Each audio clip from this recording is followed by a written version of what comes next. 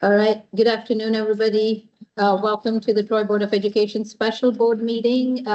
But April 7th, Tuesday, we have all seven of our trustees present, so we can start the meeting. We'll start the meeting with the Pledge of Allegiance. Allegiance to the flag of the United States of America and to the republic for which it stands, one nation, under God, indivisible, with liberty and justice for all. Thank you. We do not have any public communication today. So our next items on our agenda are business services. Recording. Easement.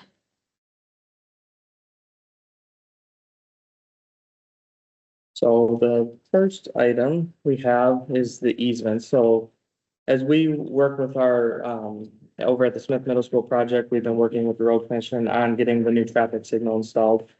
And through that process, the road commission is basically asking for easements that basically run from the street to the sidewalk. So some of the homeowners along that path just north of Martell leading into where the new signal is going to be, some already have sidewalk easements in place, some do not. So we've been working with two homeowners primarily south of the road that will be added for the new signal. So we have two homeowners that we reached out to. So we do have Joe here from Clark Hill. He'll go over here on item 4B for you.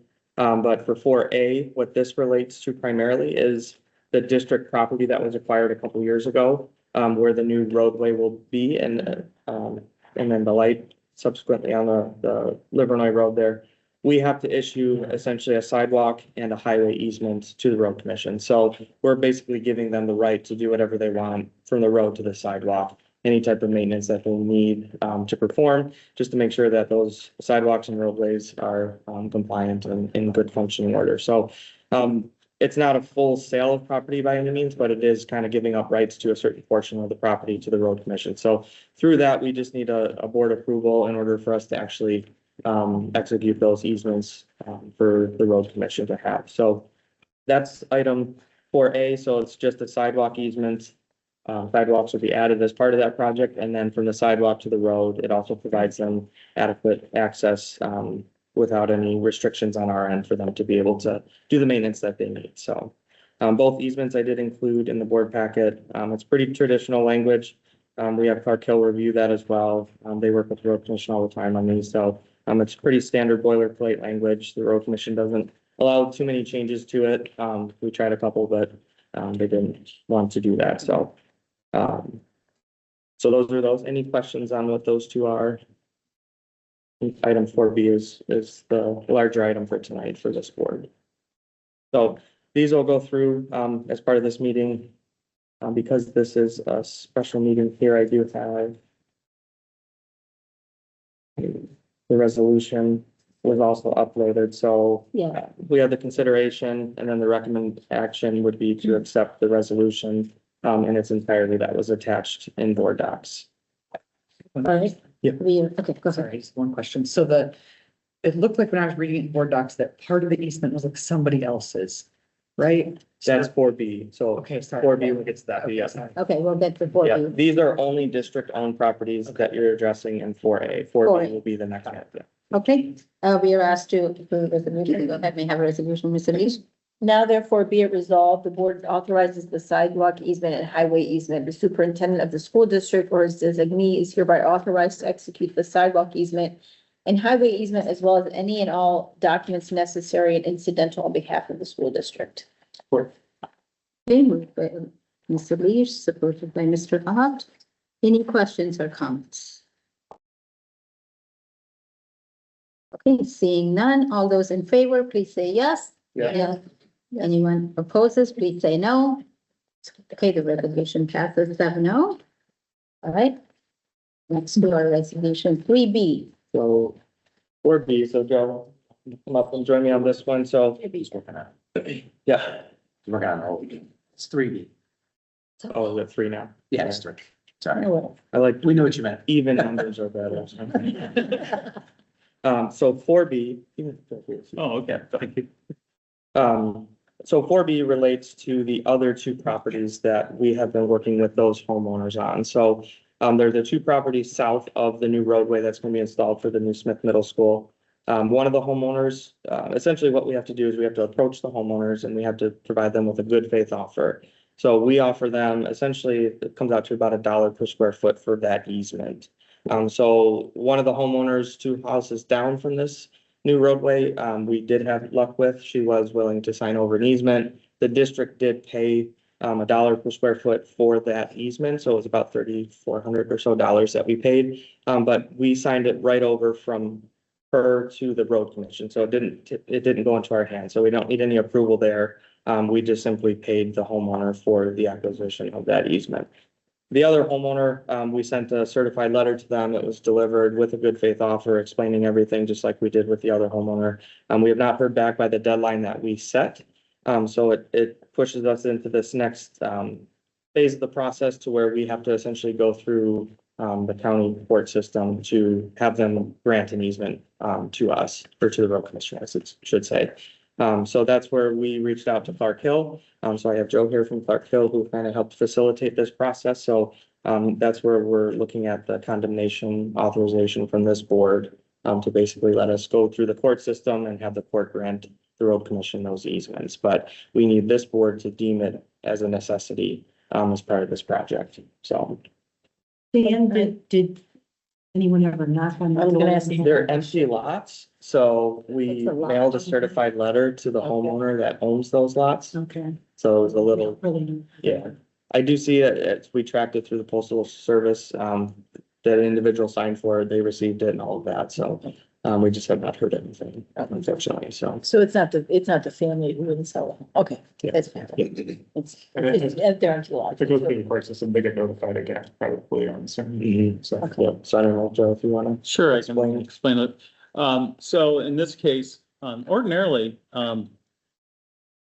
this is the easements that we're having to condemn essentially, the deceleration lane on along Livernois, as well as a small portion that's going to be where the controls are for the road, for the sidewalk crossing and traffic. We were not able to meet with the homeowner or property owner, I should say. So the next step is really moving in conformance with the Michigan Uniform Condemnation Procedures Act, which has strict procedures as to how you go about condemning for an easement, like as what we're doing here. So before you is a resolution. This is sort of the first step. There were some changes made several years ago. Don't go into those. But not only do we have to notify the property owner, we also have to notify every property interest within that property. So when I say that property interest, such as in this case, the homeowner has a mortgage on that property, so we have to notify their mortgage company, which is in this case the Huntington Bank. And then there are 2 other interest holders, including the city of Troy, which is going to end up with the sidewalk easement. But good thing. right, and then there's also Oakland County, which has a water supply system easement across the property. So in both those instances, I just need to make you aware, our firm represents the Huntington Bank, Troy School District, as well as Oakland County. So we will work with that, deal with that. I don't believe it should be an issue. Ordinarily, that when this, I represent a lot of municipalities and we run into this often. Banks can be a little bit difficult, but in this kind of circumstance, as long as what we're seeking in terms of the value of the property and in terms of condemnation, it's really the portion up front. It shouldn't affect the overall property overall. So banks should waive that. So, anyways. Can I ask a question? So if it wasn't us, and let's say the city of Troy or the city or the county wanted to expand the road and needed the similar type of easement from homeowners, would they do about the same thing? As They would do do? the same thing, exactly. Which brings me to the other point. When we acquired the easements for the neighbor next door, we did acquire it because it was under the name of the road commission, because that's what the road commission requested. Road commission is requesting the same, but in this case, because the Troy School District is the condemning authority, we have to acquire the easement in the name of this district. with the ability to assign it to the road commission once we obtain it. So that's kind of the process. So there's a number of steps that we have to take. They're kind of listed in the resolution. If you haven't, I'm sure you all went through it. But this is the first step is, it requires a resolution declaring the necessity. In this case, we understand there's a necessity. The deceleration is public safety with the road, et cetera. Same thing with where the sidewalk is located. I don't believe that. Real quick, is anyone familiar with how condemnation works? There's really a two-step process. And so the first step is declaring there's a necessity in filing a complaint. The property owner has the right to contest the necessity. They can actually say that, well, you don't really need it, okay? And they have to justify it, why we wouldn't need it. So that's the first step. So normally in the first step, in this circumstance, it's very difficult for the property owner to challenge it, and we should be able to obtain the easement quite fast. I mean, very quickly. We should be able to get it within the next 60 days if we proceed the way we need to proceed. The just compensation portion of the is the second step in condemnation, and that could be months. It's subject to a jury trial, and so but we'll have the easement. We can move forward the project. That's the most important thing for the school. Yeah. We're trying to just stick to the timeline, making sure we can get that signal prior to the new building opening in the fall, so. And what time do you think that would take?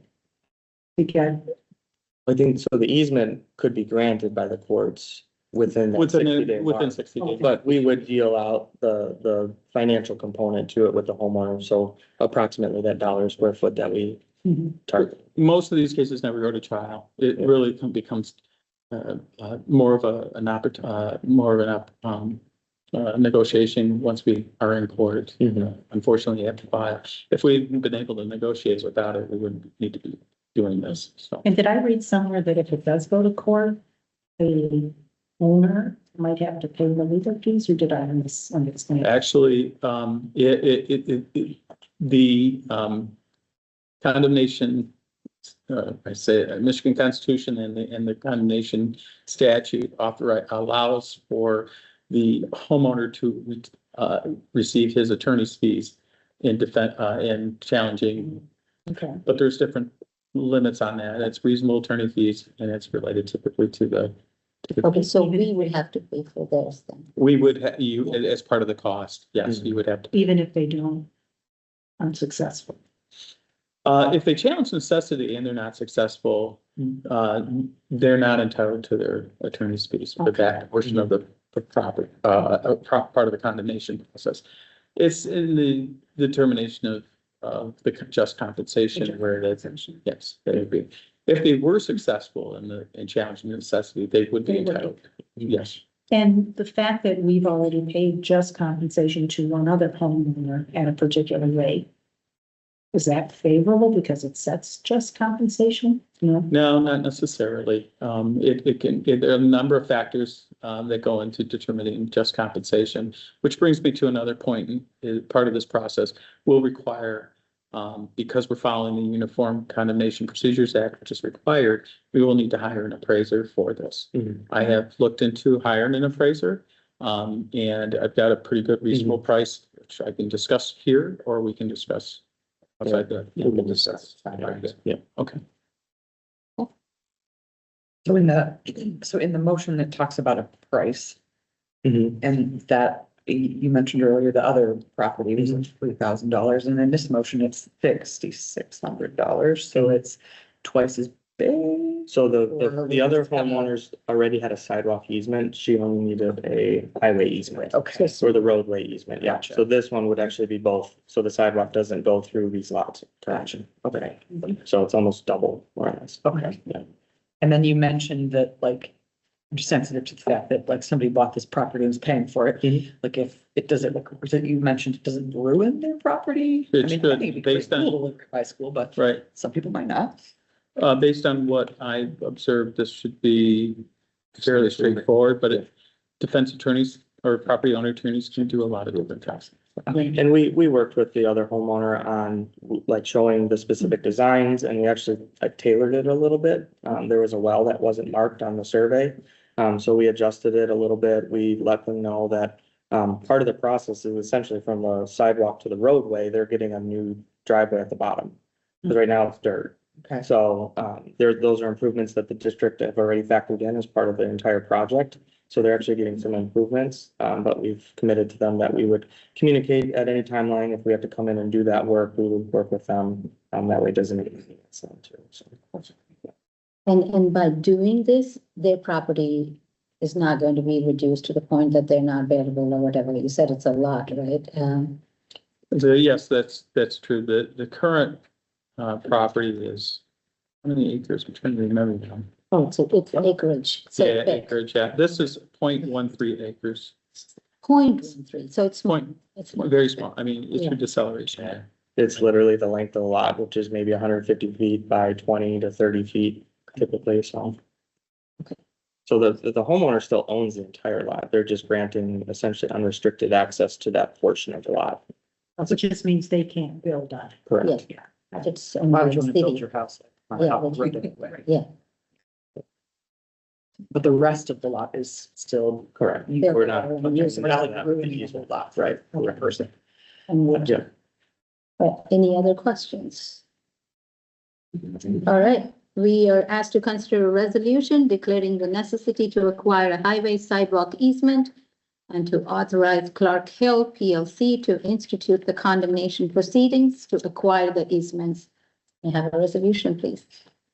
Dr. Philippa. Now therefore be it resolved, negotiations with the owner to acquire the easements have not been successful. The district has power to acquire interest in real property by condemnation pursuant to the Uniform Condemnation Procedures Act. The board declares it finds it is necessary to acquire permanent highway easements and sidewalk easements along Livernois Road. Is there someone to support it? Okay, moved by Dr. Philippart, supported by Mr. Leash. All those in favor, oh, you have any questions or comments on this resolution? One comment too is, Joe spotted, we'll update this to say a special meeting instead of a regular meeting. So I've resaved it. We'll have that uploaded, but that was the only adjustment to what you've already looked at. Okay. That's good. Thank you.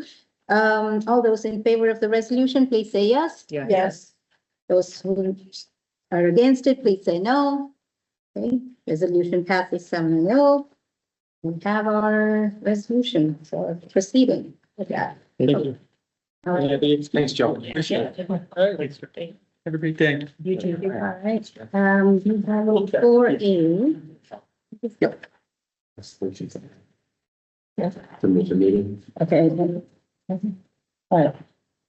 All right, we have 4A consideration to reschedule the May 5th Board of Education workshop to April 28th. We have some scheduling issues with our board, a couple of our board members, so we're going to move it to our April 28th. May have a resolution for that.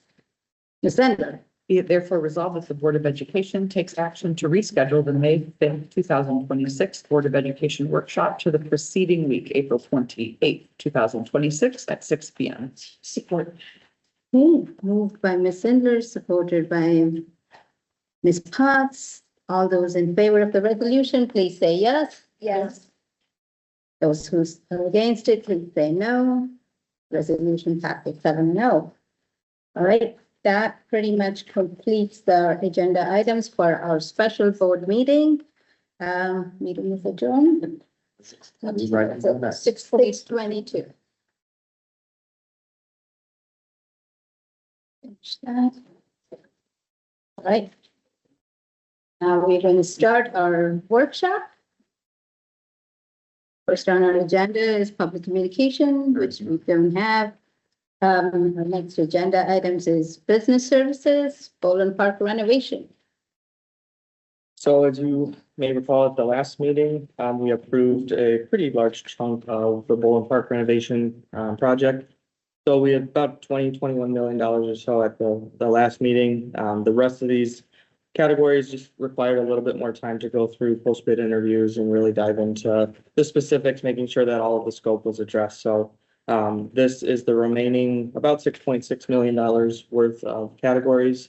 And then we have our contingency obviously on top of that. So the total is just over $7.2 million combined. And I believe we have one category remaining. Do you remember what the last category was? Last category For Boulan that remains? the straddle. Oh, the yeah. So that one should be, I think it's about $300,000, but that one will come as soon as they What is that? fine tune it. It's a flooring. Yeah. Flooring, Yeah. okay. Oh, Teresa, okay. So that's the only remaining category after this then, so. Alrighty, any questions or comment, any questions regarding that topic? No? All right, very good. The next agenda is Troy High School Barnard Bemis Baker renovation project. This one's kind of an all-encompassing project. Let me pull up.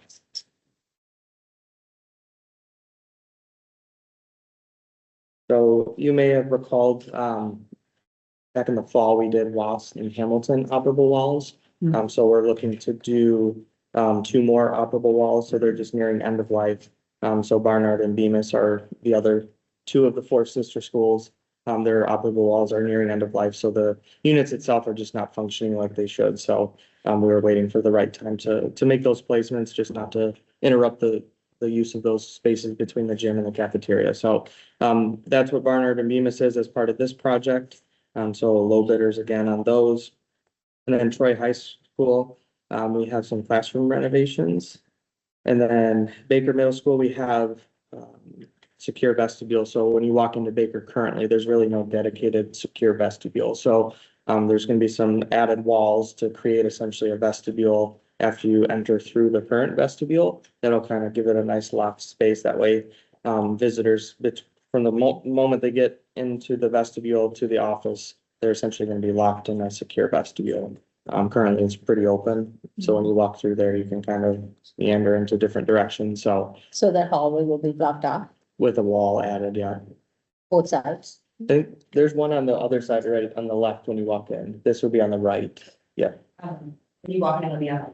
Left. On the left, okay, yeah. Yep, to prevent you from going into the classroom. into the classroom. Yeah.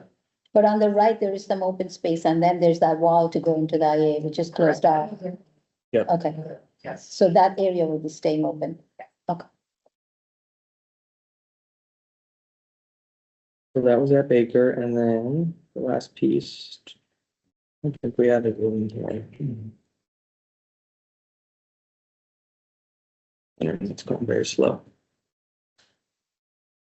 The Troy High classrooms, do you know what two of those were? Yep, so the Troy High, is an applicable wall and our new categorical programs at Troy High, so we relocated our categorical programs directly outside of the main office area, and we also relocated our staff lounge at Troy High School, and it's in a classroom space for the operable walls, so that we can allow some meeting space going on at the same time. And then within our categorical spaces, we need to create some quiet classroom space. That's what's going on in the classroom picture. So that's the area after you enter, if you go left from the admin area, that rooms. At Troy High School, the classrooms are located in the small hallway that has all the windows on it that look up over kind of the amphitheater area. So, Oh, Where- that's, yeah, so if Okay. you're looking at the main office, it's to the left, down that more narrow part of the hallway, okay, past the clinic and the resource officer's office, right? okay. I see. And then around the corner, down headed towards the running hallway, that's where the staff lounge is. So right in that area is where. So Dan, this is more for the benefit because we do have CAP students here today, who are in the legislative program. So where does the funding come from for the Boulan Park renovations? And then this 2B that we've been talking about. 2B is that my agenda's not loading here, is that? 2B is the Troy High School. Troy High. Troy High, Barnard and Baker. one. Yep, so the one we're currently talking about, Troy High renovations in the staff lounge areas, the classrooms, the operable walls at Barnard Bemis, and then we have a secure vestibule at Baker. Those are, because of the nature of the work, are all being lumped together to get better pricing from this contractor since the scope of the work overlaps. But those projects specifically are funded through our sinking fund.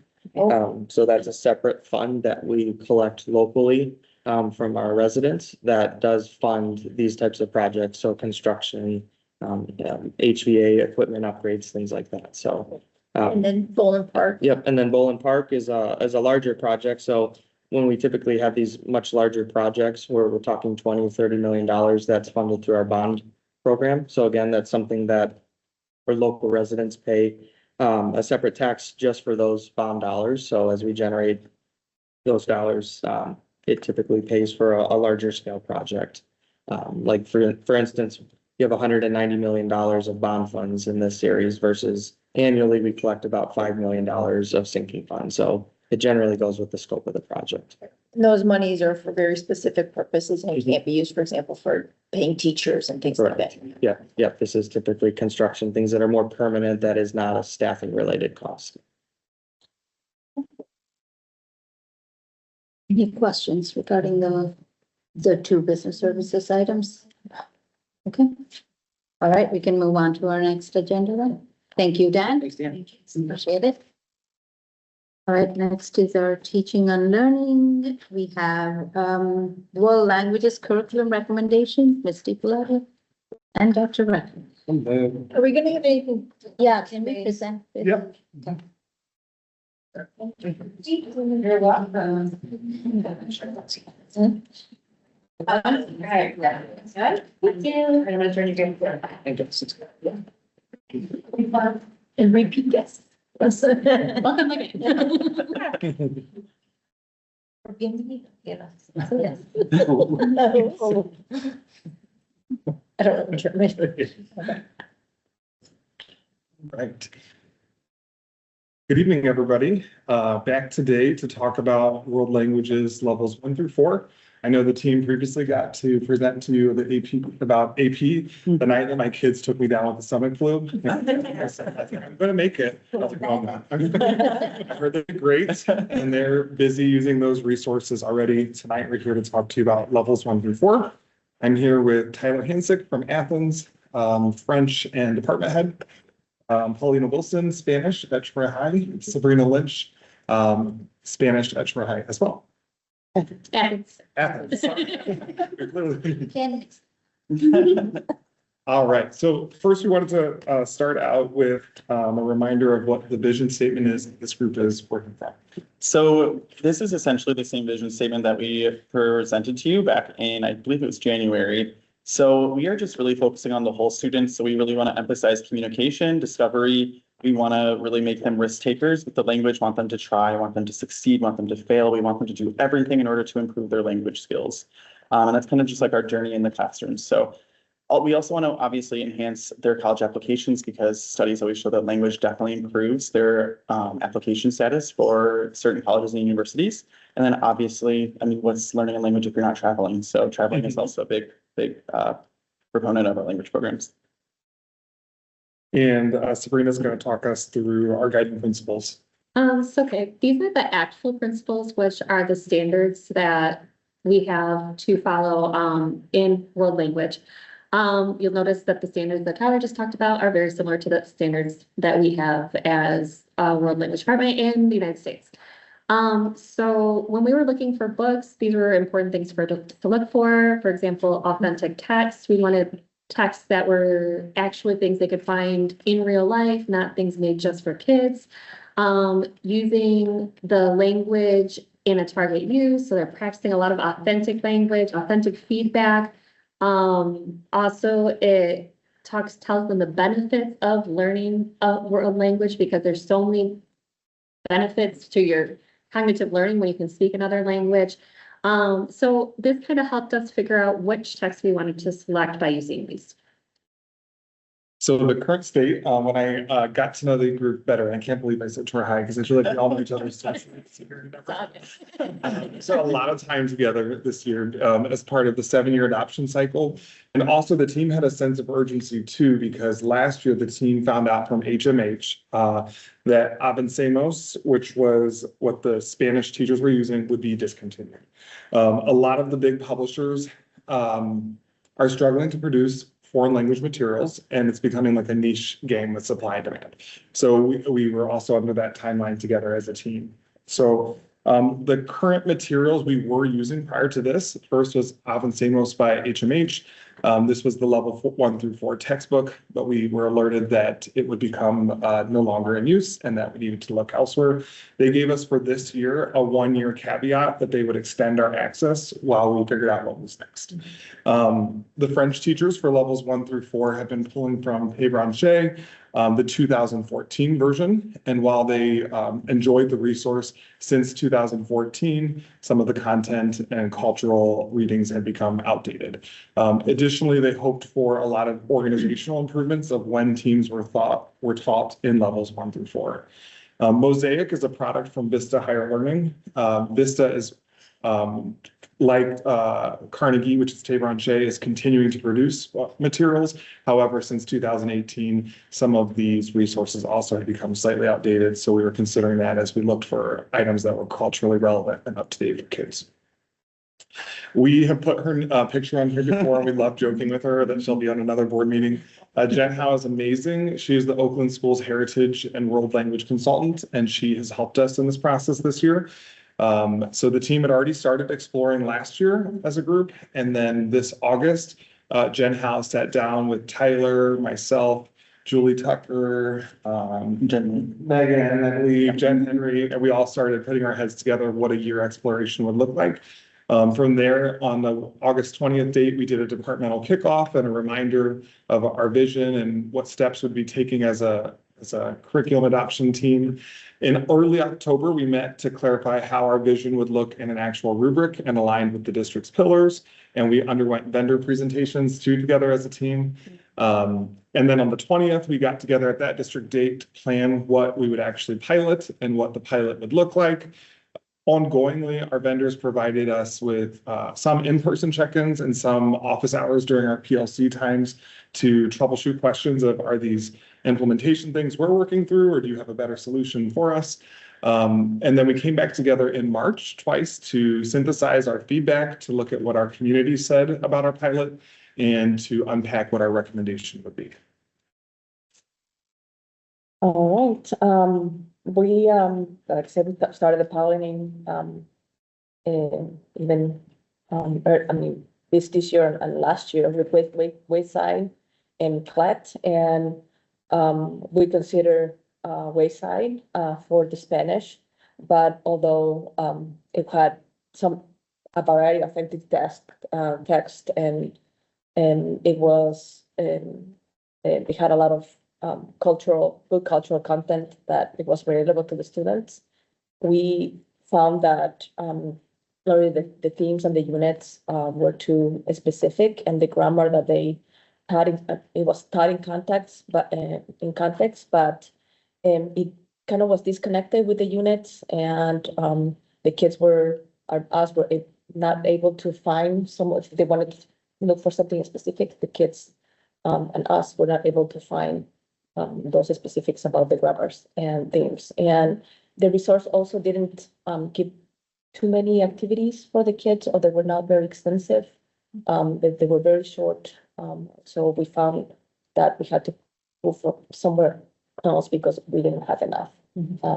Or the activities, the audios or the readings, although they are authentic, they were really good content, but the activities tied to those readings or audios were not extensive enough and not sure enough for the students. For the Klett program for French, we did not select that text for us because it is a newer company producing newer materials, and it seems as if they really decided to provide many opportunities for our Spanish programs, but their French program was really lacking it didn't have a lot of activities. And so it was going to be put back onto us teachers to create a lot more resources. And we just didn't feel like that was a fair bet for purchasing a resource and then requiring our staff to just, create an abundance of activities. But we did enjoy some aspects of Klett, but there was a major resource lacking there for the French department. So we previewed Wayside for French and Spanish, and we previewed Klett for French as well. We also previewed Carnegie for French, and that is the resource that we liked. And I'll explain why. So it was a surprise to us to see the significant advancement in 10 years that Carnegie did to their platform. So a lot of the issues that we had with the original platform that they used in the past had been massively updated. So they have larger sequencing, tons of new updated vocabulary. They have an insane amount of culture, which we'll be able to show you here shortly. And like a plethora of activities. Like I will never run out of activities to provide the students, and it was at all different levels. So that's for levels 1 through 4, had a massive overdrive. I do know during the process of our last contract, they were purchased by Carnegie Learning, like this text was. So I think Carnegie Learning really like put in the work in mastering what this was going to look like for their program. I really liked the online resource bank. So we were able to assign a plethora of activities for students for multiple kinds of students. So we can do scaffolded activities and we can do advanced activities, which was really nice. And so that was something that was a major highlight for us in choosing Carnegie Learning for another cycle, I guess you should say. And German was similar in that Vista Higher Learning's product, Mosaic, the newer version, was their far preferred experience as well too, just the updated version, but sticking with the same resource. Klett, though, is a newer company to the scene, and we actually first found out about it, one through Jen Howe, through this team's research, but also because the International Academy East reported that they switched to it and that they were really happy. So as Tyler mentioned, Klett hasn't yet invested the same amount of time in all of the languages, but they've started first really going deeply into Spanish.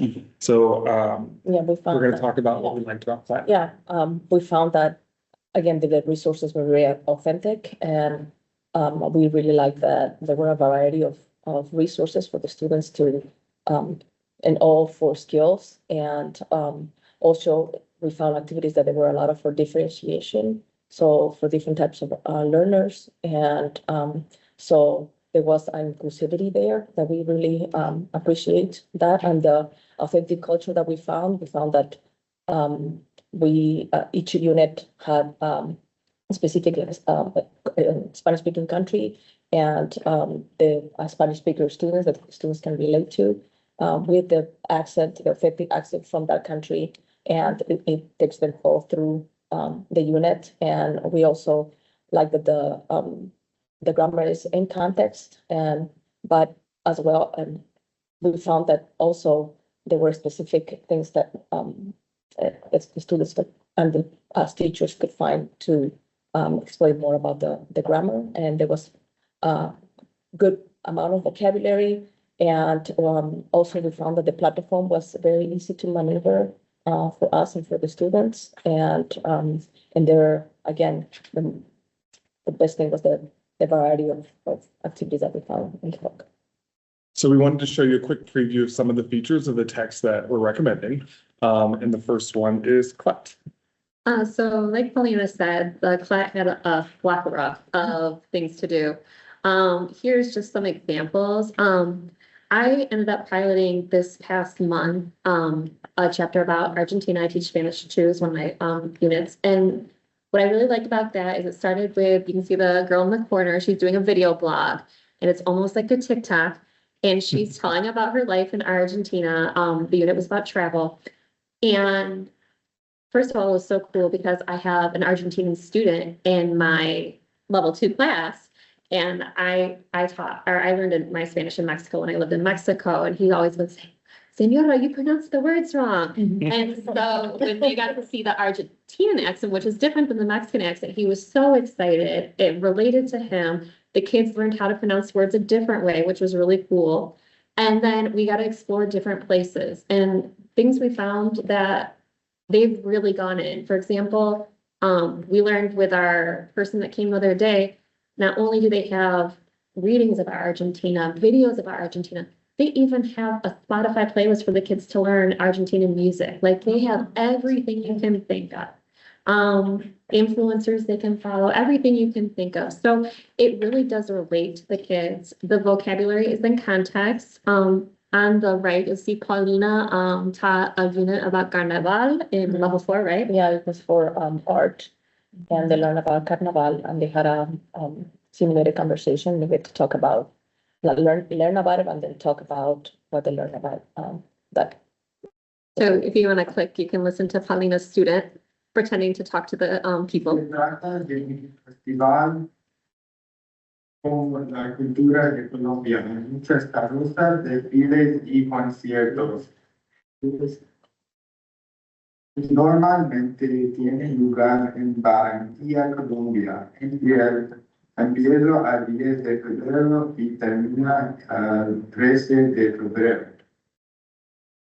So they're starting to practice, they can do recordings, there's so many things that they can do to practice in the levels, and just because of the abundance of resources that related to kids, it really stuck out to us compared to the other resources. Carnegie? Okay, so for Carnegie, some of the features that I spoke about that I was highlighting in my praise for Carnegie, I guess I could say, is we're showcasing here. It's really hard to see, but in the bottom right corner, there are, that's kind of like what the online platform looks like in the back of the picture. And it just is a plethora of activities. If we would scroll, we would see there is just tons and tons of activities at different levels for the students, which we thought were just a phenomenal way to showcase learning, especially if students need to use the devices at home. It's something that can be done really easily. The major picture on the page on the left is emphasizing culture. And so we really enjoyed how they also, like Klett's resource for Spanish, the Carnegie Learning for French, ends up showcasing lots of different French-speaking countries around the world. So this current article is talking about housing in Algeria. And so the students get to learn about many different countries around the world in the process of learning French, which we just think is awesome. In the top right corner, they are speaking, just like in Klett's resource for Spanish, the Carnegie Learning for Carnegie resource for French, has students talking to someone from a different French-speaking country with there's different simulated accents. So we really, really liked that emphasis on showcasing the world of French speakers instead of just traditionally the French speakers from France. So those are just a few little glimpses of things that were really important to us. Mosaic is similar for German in that it is filled with tons of activities and diverse pictures, art, readings from all types of German-speaking people. It also follows 4 different speakers throughout the text and like a narrative as they experience different parts of Germany and experience different accents with the kids as well too. Like the other resources too, there is a video virtual chat too. So if a teacher did want to at home, they could assign like you listening to a virtual conversation and responding to it. So we also then got input from our kids who experienced the pilot, and Sabrina is going to quickly just synthesize some things that stuck out with what the kids wanted. Yeah, so in my class, for example, we did pilot both books. We did one unit with Klett and then the next unit, well, actually one unit with Vista and the next unit with Klett. And we wanted to make sure what they liked, because obviously as we go forward, we want to make sure it's something that they feel is matches with what they need. One of the biggest things that I kind of found a little surprising, they really did love the online textbook. They liked the ease of it. They liked that they could find everything well, but a lot of our kids also liked the reading the actual textbook. They liked the pencil and paper. And I think a lot of classes now they're online. So one thing that stood out in the survey, if you look, 80 kids said online, 50 kids said printed materials, and 173 of our kids said both. They want access to both. Right now, we do have in our classroom, we have the online, and then we have a textbook set, which is nice for kids who need to take something home, kids who have problems with screens that are not allowed to be on screens, that have issues with things. Online is wonderful because it does have the option to like read the text to you, but sometimes kids just learn better from a book. So that was the biggest thing we got from the survey.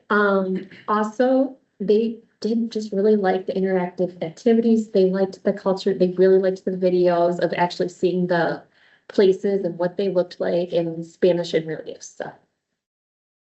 We also got feedback from the caretakers of students who were within the pilots as well too. And Paulina was gonna highlight a few items from that. Yeah, so, we sent out the service to the caretakers, and we found that we wanted to see what was important to them when getting a textbook, and we found that with the results, that says encourage real world communication, communication is a big thing. That's what they want, and we found that the book has a lot of, this encourages for a lot of development of those skills. Also, that fosters an understanding of language conventions and grammar. And those two main things that they wanted, and we consider those two things when we pick in the book as well. And the same as the students, when we talks about the online versus the hard copy, they also have 46% there that they depend one of both the online and the textbook. So these surveys and our process have informed our financial request for you tonight. As the team said, the kids honestly did stretch our opinion of what we thought going into it, as well as the caretakers. There was a push for more actual in-person physical materials, but also having access to electronic things. So in the Spanish quote, there are far more students who take Spanish, hence it being higher. And we base the numbers off of this year's numbers, and we would slightly adjust based on who enrolls for next year. So for Klett World Languages, the number is roughly $420,000. That does include 7 years of physical and electronic resources. It includes class sets of textbooks, the teacher physical textbooks as well too, every child having virtual textbook as well, and every child for the next 7 years having a workbook. Our team found the workbook to be extremely high quality and something they would actually use. So when we did the math, it wasn't compelling to just print it all every day. We thought the added organization for our children was an added plus. The French quote for Carnegie Learning, it does also include class sets of physical textbooks and teacher manuals. It does include 7 years of electronic access to the text for students as well too. The French quote does not include a workbook because we didn't find it quite as high quality. And to be honest, we thought we would only use small portions of it, and we wanted to be fiscally responsible and thought that we would rather print the pages that we would use and organize into a binder if that was useful to our students, but it wasn't worth purchasing the whole textbook. We found levels 1 and 2 to be impressive, and we can tell that Carnegie spent the most amount of time there as they're reinvesting this product, and ultimately we didn't think we'd use it with fidelity. German, the quote includes class sets of textbooks, physically, teacher text, electronic access for kids. One thing I should mention too is that these products also include like the virtual simulated talk as part of the electronic, and part of the electronic is also access to e-readers, which are novels in these languages, which is really cool too. And I believe, David, also in these numbers, we put in some additional purchases of textbooks that can be kept in our media center and in our resource room classrooms, so that if we have a student who needs to check out or prefers to check out a text for the full year, rather than just a classroom set, for every once in a while, that they can do so as well. So we do want to make sure that as we purchase new materials, as we think about our alignment to more students and more families craving those text in hand, that we continue to provide those wherever possible. So this is a great opportunity for us to do that with this resource. So, yeah. So this is for 7 years. Over the course of that 7 years, does the digital textbook and the physical textbook start to become out of line? Do they continuously update the online? And so by the end of 7 years, you've got a textbook that isn't that well aligned with it. I just don't have a feel for how much they change on a year-to-year basis. So from what I understand from our meeting with Klett, so you can speak to French, Tyler. The book itself stays the same, but there's so many supplemental resources. For example, they put on like monthly videos and other things. So I don't think that the book itself will change, but they have online other resources that are more current. Ours is the same for the French. Yeah. as well. So like a supplemental section. No. And the vocab will be the vocab in 7 years, but the culture will change within the. Okay, thank you. So our timeline for moving forward, should we have your approval in July, we'd be placing our order. In early August, we'd be, of course, inventorying and distributing. And late August, we have tentatively booked dates pending approval with, to have the vendors come back in person at our district welcome back days and continue to unpack. So the resources have so much to them that even at the end of the pilots, we were like discovering things on the final days. I should also note too that our team in March ended up spending a good deal of time already starting to like plan common units based off the new materials. They helped create this presentation and then just started actually planning ahead. For the 26-27 school year, we would really like to work as a team now that we have like a common resource and this excitement going. We'd like to really focus on systemizing levels 1 and 2 across middle schools, high schools. Now that we have a common resource, so some of that work has started as well. So we welcome if you guys have any questions at this time. I have you were talking about, so for French, there is a textbook, but we're not buying the workbook. Is Yes. that, okay? So that was my question. And then the other question that I had, because we did approve the Spanish and the French AP, are they the same resources or different resources? They are different resources. Okay. Yeah. And actually AP is thankfully the companies that we, Vista, who we went with the AP resource, they are really like the leader of it all. The AP world language exams are getting ready to undergo some significant changes. So thankfully we had talked with Vista in the background too about when those changes happen. We would like the new resources associated with them. So we will have new versions of those resources you already approved next year. And Vista is putting on a whole bunch of like learning related to the new exam expectations. We do feel pretty confident though that the prior experiences in levels 1 through 4 vertically aligned to what kids are asked to do in AP. But they are technically different companies. Okay.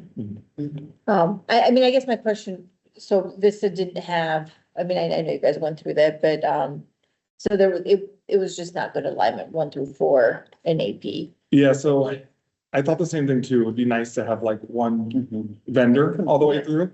I actually went back and researched as far back as Jennifer Gottlieb's world language purchasing, and it looked like it was a similar deal then. I'm not sure of the context. Yeah.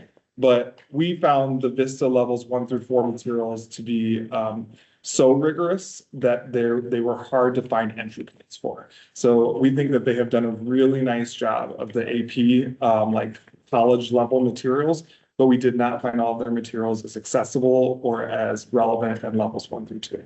So we ultimately thought it wouldn't keep kids engaged. Do these materials contain assessment components too? And do you use them systematically or you plan to? You wanna speak to I would that? like to. Yeah. They have a lot, the French program was really nice because they have different forms of assessments. So they have communicative assessments, but they also have like your rote, like traditional assessments too, that we see in like older lower language classrooms as well. So it was nice to have like a variety of assessment options, which was, I think, a very big positive, at least for most of us. Same thing for Klett. And our teams have worked hard to have internal assessments to their specific buildings, I would say, but we are looking forward to having more of a common assessment approach. Our world language teachers are under like so many, I was calling prep demands, you know, teaching levels 1, 2, 3, Yes. 4 in AP throughout the day. They're constantly moving. So that was like the exciting part of this is truly having a resource. And now we can focus on like the collaboration, the team side of it, the common expectations, because they've kind of all been like hustling nonstop in their own realms, in and out buildings with their own teams. Thank you. Any other question?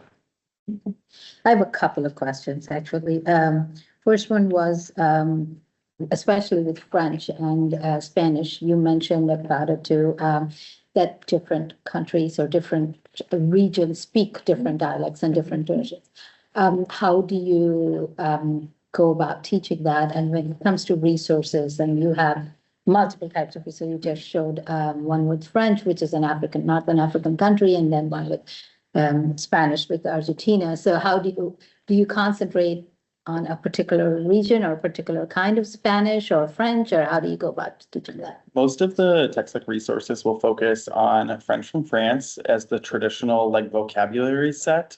However, across different units and across the different books, they will throw in different series of vocabulary words that are specific to a culture. So for example, in that unit, it was focusing on Algeria. And so within that vocabulary set, they will have a set of vocabulary words that are more current to Algeria. And so across all levels of the textbook, it kind of includes that throughout, which is really nice. Okay. And also exposing the students to different, I'm from Ecuador, so my accent is different from other countries. So just, all the different activities, the audios are, and that exposing to those different accents to the students so they can get used to listening to. And Okay. when they get to the upper levels to the. Okay. Mhm. When we expand, yeah, go ahead. Just one thing I liked when I was looking at the level one book, like Pauline says, we're all speaking in accents that we're from or where we learned. But on the very first page of the Spanish one book, I don't teach Spanish one, but I thought it was really interesting. So it normally in most books, it just teaches how are you, como estás?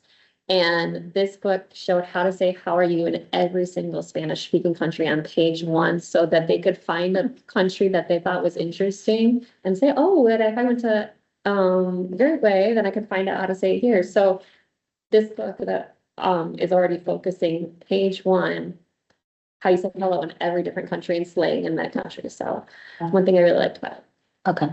But then you have limited resources and limited time. You can't teach all of it in all countries. So I'm just wondering, how do you reconcile with that? Just exposing, like every day, we finding different audio different from different countries. That way they can just listen and Okay. get exposed to it. And And of of course, course, is gonna be the grammar. Yeah, that was- You know, the pronunciation is separate from the grammar itself. okay. The last question I have is, in your initial part, you talked about, creating a rubric and then, looked at each of the, material, curriculum from those rubrics. My question is, have any of them not meet a certain part of the rubric, any of these? We haven't seen the. Yeah, revision I would say, position. one item we did have was under the gold pillar, building capacity. We talked about like teacher, ease of use, but specifically we drilled down into like Schoology integration. We did experience substantial Schoology integration, and that was something we had to work with the vendors. We feel good about it now, but we had, to be honest, during implementation, we had lots of, moments where we had to problem solve. Okay, so that so was- but now those are resolved. We feel good about it moving forward, yeah. But, and during it, it's not perfect. Yeah. During it, we were frustrated at times. We're like, you said this would work. Pauline is having a flashback. And the textbooks that we're purchasing, will they be one-to-one for the students that will take the classes, or will they be just whoever wants them and borrow them kind of thing? So we're purchasing a class set, and I think we anticipated like 30 in a class, although the numbers can go up to, is it 28? Okay, And then a few extra for students whose plans require them to bring one home, or if a child would like to check them out. okay, But not, not one-to-one in order to keep cost so down. like a 30 or a 40 class set in the classroom and that's it. Yes. That may be- 30, but, yeah. yeah. Mhm. Okay, that's what we got. Okay, I'm assuming it would be possible if, you know, after a year, you figure out more students want books, we could have one of we had to. Sure. Yeah. okay. All right, I do not have any other questions. Thank you. Thank you so much. Thank you. All right. SCAB. Thank you all.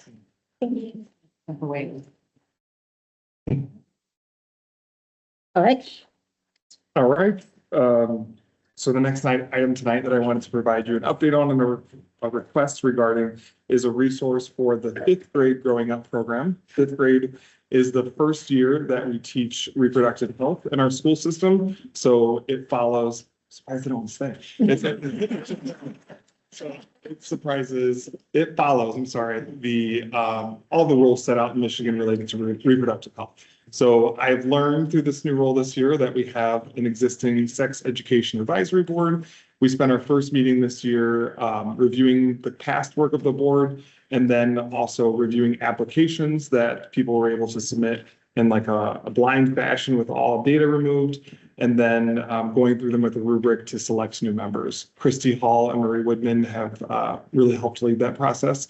After that first meeting, we identified a work plan of updating the fifth grade growing up resource. Something that was very near and dear to me as being the former only male at Hamilton. I'm very familiar with teaching this resource to the boys at Hamilton. And often when we would have the parent review night ahead of time so that parents could decide whether to participate in this program with their children or not, as required by the law, parents would say to me, as soon as they heard the song and saw the cartoon hands go up, this is what I watched when I went to Hamilton. And they would like, you're joking, right? That's still the thing. We've leaned into it, just embracing it, but the honest reality that the Steve talked about is the cartoon nature of the film, as well as the somewhat antiquated song and references. There's one point in the film that says, and the Game Boy is now out. And then it makes the kids feel a decent bit of discomfort and awkwardness in a moment that's already hard to lower their emotions in. So we saw this as some easy work for the committee and a very pressing need.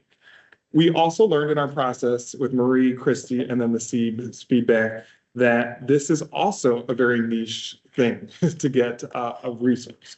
So we started working with Christina Harvey at Oakland Schools, who is the health consultant there. And Christina told us, yeah, a lot of districts do currently use what you do because not much else is more current. She helped us look at what other districts were doing. Some had created internal things that may not be quite better, but at least looked more current. But Christina helped us learn from Marsh Media that they do have a somewhat newer version from 2013. It covers largely the same facts, but it is slightly more modern looking. It doesn't include cartoons or pixelation. And the references are more modern, and the children represented in the film are more diverse as well too. We reviewed that with the SEED and saw those as positive enough that it would be worth updating the film for $1,439 for our fifth grade students. So that would be our recommendation tonight on behalf of the SEED, that we purchase what's called Meet the New You for girls, and then also Meet the New You for boys for $1,439 to be used as the fifth grade growing up resource. Is there a song? No such, no, just. There is not a Just Around the Corner song, but I will tell you, there is still like interludes after each chapter of content, each scene of content is covered, where there is a song of some nature, and there's just a little bit of dancing still. We were like, really, you have to do that? It is the most, a lot of the parents in the team have watched this video as a parent before, and they thought, I wish they wouldn't have done that. However, this is still much better. So it is from 2013, so it is still not the most current resource. However, it won't be the resource that our students' parents experience. Not the 1990s. See, there's an entrepreneurial opportunity here. Right? For somebody, yes. We might have talked about that a lot as a team too, that a health teacher in Troy, if they were looking for their next steps, should they choose retirement the next few years, there's a real opportunity here. No, I mean, clearly there's no national resource. There's a lot of districts. I actually was gonna ask you, I mean, these are videos that you buy. I mean, there's so much material online. Did you look at online material that you could use? We looked at it all. Yeah. Yes, it was one of the first conversations I had with Christina Harvey in August when I learned that this was an Oakland Schools position. I thought, you must have the answer for us of like, what's a better option? Because I've been going through this for 5 years now. And she said, it's not an easy answer, but I'll help guide you guys through what your options are. And she also would come to see meetings as well. There is online, to be honest, there are a lot of illegal copies of the current resource that people like share with each other. There is not a better option. I was just curious though, it's still a DVD. It is still a DVD. Why DVD in this time? Why not just an online resource that you could use? Marsh Media itself is not the most modern company, which is the corner of puberty videos. They truly, if you go to their website, you'll see. Maybe the high school kids should have stayed. Yeah.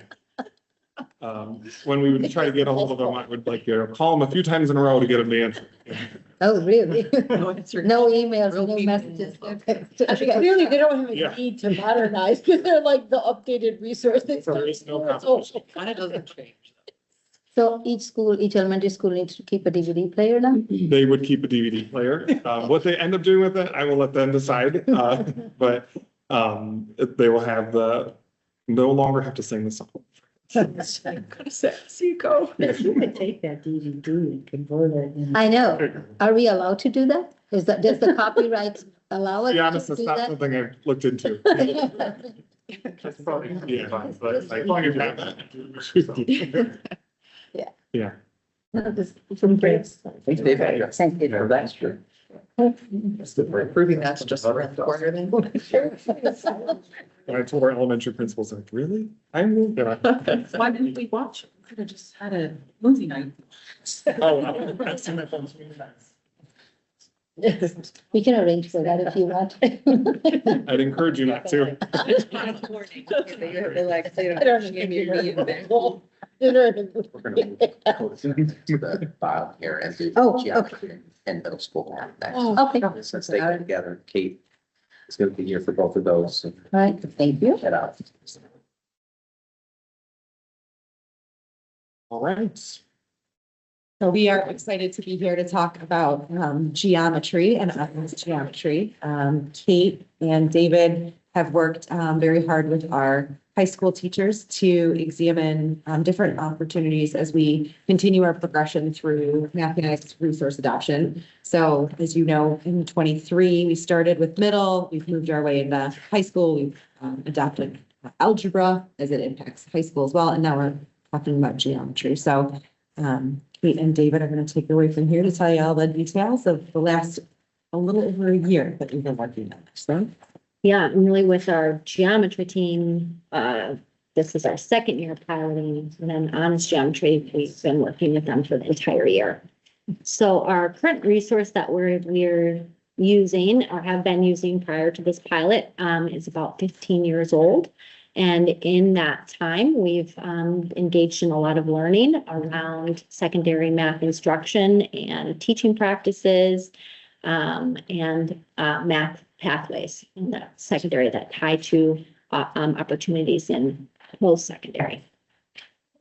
So really the guiding document for us, of course, is our standards. In addition to our math standards, we also have, they don't get a whole lot of attention, but our standards for mathematical practice that really are, these are the ways of thinking that we want kids to engage in when they're working through math content. So we have like our content standards, and then we have all of these ways that we want students to engage in mathematics, because we can't teach kids every single piece of content, but what we can teach them are the practices that they can use that will always work in whatever kinds of unique problems they encounter. So in thinking about those, the teachers have a big job because they have to tie together the content and like the ways that students think about, like use mathematics and engage in those standards for mathematical practice. So this is a guide. They're called the 8 Effective Math Teaching Practices. Also 8 is kind of confusing, but these are developed by the National Council for Teachers of Mathematics. And this is the way that teachers engage in entwining that content with these habits of mind and ways of thinking.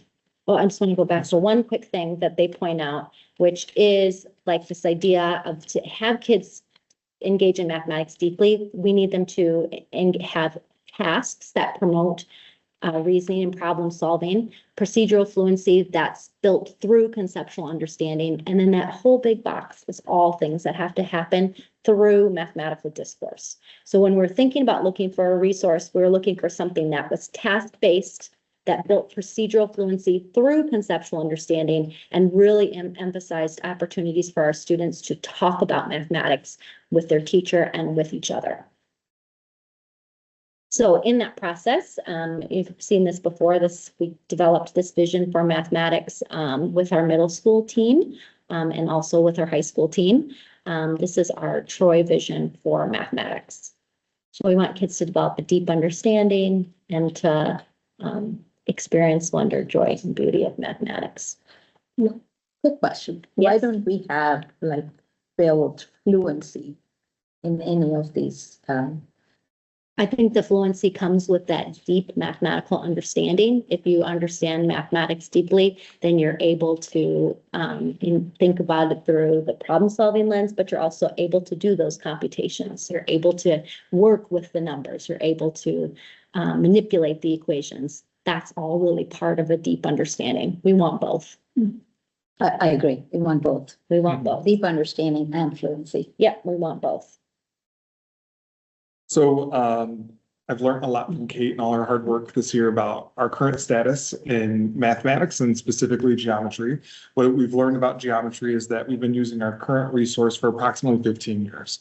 We're not alone. I've also learned going around to different county colleagues to try to learn from this year. Geometry is a tricky subject to find something that is meaningful and doesn't just reduce it to learning about a series of shapes. If you're thinking back to your geometry experience, I don't know if you're having PTSD too, but really in Troy, we have been using a modified version of big ideas for the past 15 years. And our teachers have been working hard at the building level to make the curriculum meaningful for their children. But as a result, there is a decent amount of misalignment among buildings because everyone has been trying to make that work for them. Currently, that resource teaches topics in sequence rather than building a storyline of conceptual understanding over time. Our teachers also reported about this tool that it did not provide the tools or strategies to support them in making geometry accessible for all students. We've also been doing in our current status a lot of learning. So prior to my time, I know that Christine and Kate have learned from Dr. Ted Coe and Dr. Mike Steele. They've also been doing visits with Ann Arbor Public Schools, Lake Orion and Farmington. And more specifically, in recent future, we've had some districts visiting us to learn about our IM experience too, as they go get ready or going through math adoptions from Rochester, Clarkson, and Novi. So lots of collaboration across the county as well too. So to let you know about how the pilot actually functioned, in 24-25, the team began by piloting Open Up Mathematics. 70% of teachers participated in that pilot. They piloted Open Up Mathematics for Q1, but they ended up discontinuing their pilot due to time constraints. Open Up Mathematics is built for a block schedule, and they could not find an easy, systematic way to make it work within our schedule that still keeps the same storyline. So in quarters 2, 3, and 4, the team began piloting IM Mathematics and began to develop a positive orientation to it. However, the team still felt like they wanted to see an entire year from beginning to end to make a professionally informed decision. So this school year, and then of course they also had monthly cohort meetings and job embedded PD last year. So this year we continued the pilot to give them all the opportunity to see the beginning of the units all the way to the end.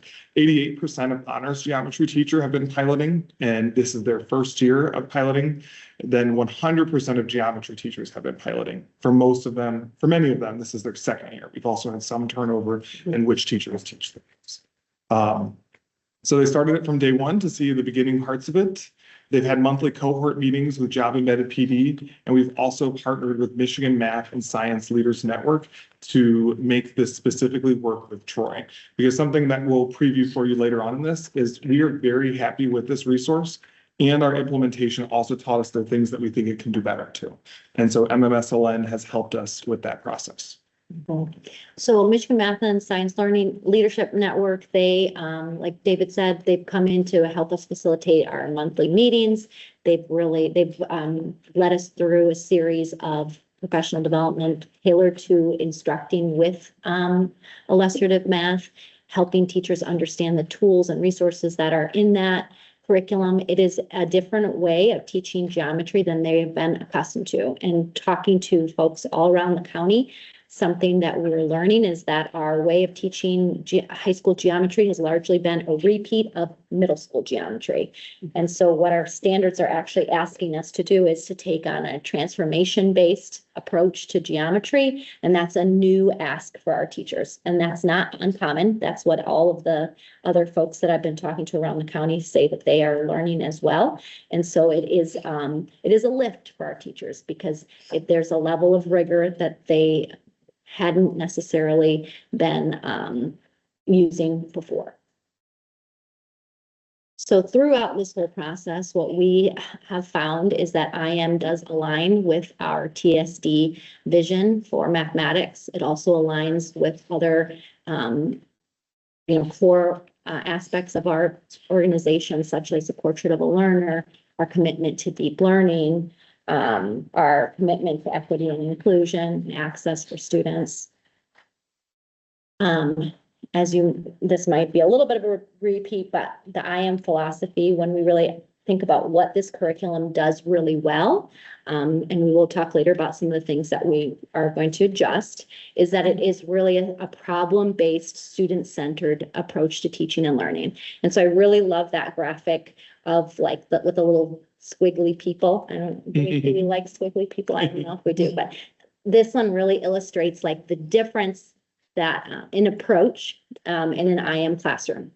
So the teacher poses a question to the students, using all sorts of tools to make sure that they understand the question. The kids have time to work alone and think about this question. The kids interact with each other, and then a direct instruction moment happens. And this is kind of a flip of what we've done in the past. So in the past, we would direct instruct and then react to what the students got or did not get from my lecture. In this model, what happens is that I, as a teacher, get to walk around the classroom and see what my students are able to do and where they are struggling. And then I tailor my direct instruction to the students in the room in that moment. So it is the best type of direct instruction that you can have, because it's not based on what I thought kids knew when we walked in the room. It's based on all that formative assessment data that I'm gathering by seeing what kids are doing individually on their papers, by listening to their conversations, and then I'm direct instructing at the end of really each activity, and then also at the end of the lesson. And that repeats at the unit level and also at the throughout the entire course. So in addition to that, we've also found alignment with this curriculum in these other future indicators of success, such as the SAT and the AP exams. When we look at these released questions from both the AP and the SAT, we see problems, right? This is not rote questions. These are not like plug and chug. These are word problems where students have to reason about mathematics. And when they are really competent with their standards for mathematical practice, they have habits of decoding and thinking through problems, like they're prepared for these kinds of assessments as well. So what's the difference between these two courses? Because we've now been talking about both of these courses with you. So what's the difference? So in our geometry course, we're really focusing on a conceptual understanding of proof, conceptual understanding and application of geometry. In the honors course, we're doing conceptual understanding along with an application of proof. We're digging more into algebraic application of geometry. We're going into additional and more advanced trigonometry concepts. We're offering more extensions and also moving at a quicker pace than our geometry course. So we have surveyed our teachers who have been helping us in this pilot, see what we need to think about at scale. And some positives and celebrations that we'd like to point out is when asked, 10 of 15 of the piloting teachers feel confident using IM, and 3 felt somewhat confident using IM. 13 of 15 felt confident navigating the actual resources and platform. There is a lot on the platform, so we saw that as a win, that they knew where to go and felt comfortable navigating it. 13 of 15 teachers who experienced the curriculum also felt that it moved us closer toward our goal of implementing a problem-based, student-centered math curriculum. And we have a few quotes here that highlight that they enjoy that students understand the why behind math, that they can approach problems in multiple ways, that they're up and discussing at the whiteboards. They also appreciate that they can see a storyline throughout the unit, that skills don't just throughout the year, that skills don't just end unit by unit, and that students are always expected to explain their thinking versus just get to an answer. Our teachers also, though, told us about additional challenges that provided robust feedback and that we have been working in tandem with them to respond to. So 13 of our 15 teachers felt like they needed more support with communicating with parents about what their children are learning in IM geometry. And so we have talked with our teachers, actually literally today. And then also March 20th, we spent a lot of time with our teachers, having really candid conversations about what adjustments should be made, should this be the right resource. And our team felt confident in the resource, but also felt that things that would be supportive would be a printed workbook, again, of actual resources that go home. They felt that extra practice is needed for fluency and that we could provide that with a common tool called Delta Math. Some of our teachers are already doing that because they identified it, but we wanted to have like a system-wide discussion of what do all get. And we are very proud of like the conceptual understanding kids get, but we also know that after they've learned through conceptual thinking that they do need to practice a certain amount for fluency. We also need to spend a little bit more time as a team just digging into what the resource offers, because IM does provide a daily lesson summary of what's learned, as well as family resources for units that can be posted. So as a team, we've talked about needing to systematically agree what gets posted and where within Schoology and when, so that we're all communicating the same thing. A lot of these problems, though, they are for sure not on our adults who've been working hard to implement it. It's just like year one challenges getting through something so new. And honestly, that requires so much thinking and doing to plan well. 12 of 15 teachers also felt that they needed more tools to support struggling learners. This is something that we are challenged by as a team because the IM resources do call out a lot of items for what moves you can make for struggling learners. And we do think that our teams need more support from us on how to utilize those. So for example, I was just looking at this with Kate today on page 61, lesson 4, it says on the side, access for students. On the note, on the side, there will be a note on many of the pages of what you do if you observe something. This is specifically a support if you have students who need visual spatial processing support. And it talks about how you should highlight the graphic in order to help orient them. On a few pages later, it talks about if you have a child who needs memory or organizational support in mathematics, what type of anchor chart you should provide so that they can have examples of subtracting negative numbers to reference as they're working. So they are there, the teacher moves, but we need more time to unpack them as a team to do it well. Additionally, though, we do think that extra practice with Delta Math, which allows you to create more problems for practice and show more clear examples, would be useful for all students. Continuing to lean into tier 2 work and UDL supports. IM is built on a UDL framework, but it's a lot of work to teach in that really positive, but What is difficult. UDL? UDL stands for Universal Design for Learning, and it's essentially a set of practices that make the floor of entering a task easy for all students, but as a facilitator of learning, you can continue to stretch those who understand it. So like access mainly. And Delta Math is an additional resource, Yes, so so it doesn't UDL come is with like IM? UDL is like a framework, like a way of thinking and doing for kids. Delta Math is an actual like resource that we would be purchasing, and that we'll be talking a little bit more later. It would allow our instructors to say, we covered this concept. I do think my students need more practice than IM provides. I'm going to go on this resource, tell them what I need, and it creates the practice for the student. And it's not a new resource. Teachers used it when we had big ideas. Teachers also use some things called like CUDA software. Teachers use this. We've always had these kinds of tools that help us create additional practice. We're just trying to, like David said earlier, like systematize, like this is what everyone will get. So when you talked about like, we've been using this for 15 years and part of the problem was kind of like this inconsistency across the district. This is kind of part of what you're talking about, like some might be using this for extra and some might be using that. Yes. So you're trying to say we're all going to use this. And when Kate had explained the journey to me, step 1 was trying to get everybody into the same resource. It didn't work well with the first resource. It didn't fit. It didn't work as intended with the vision we had set. This was the second resource tried. We did encourage the group start from this. Like we have to implement this so that we see how it works for children. And then the team has identified these additional areas. Okay. So what we're going to propose ultimately at the end is that we do, as a system, agree that we also do Delta Math for fluency practice. Our teachers also felt challenged, though, by the students who get things quickly and that they need more extension. There is extension built within IM, but we believe that what we talked about with our team of how do we solve that, they thought Delta Math does some of that, but really what they wanted was more time as a team to get together in their cohort and make a lot of those activities. So that was a request that came from them and something we'd be Can suggesting. you guys help me understand that? So when you have a classroom and you have a set of students and you're working on this workshop-based model that Yeah. you're doing through, and you mentioned that there's a set of students that get it and are kind of now bored and twiddling with something else or disrupting, and there's a set of kids that need additional help, and you have shown in that picture how to go over giving help. How does a teacher go about helping all of them and yet trying to put all of them together? That's where I get conceptually, how do we work with that?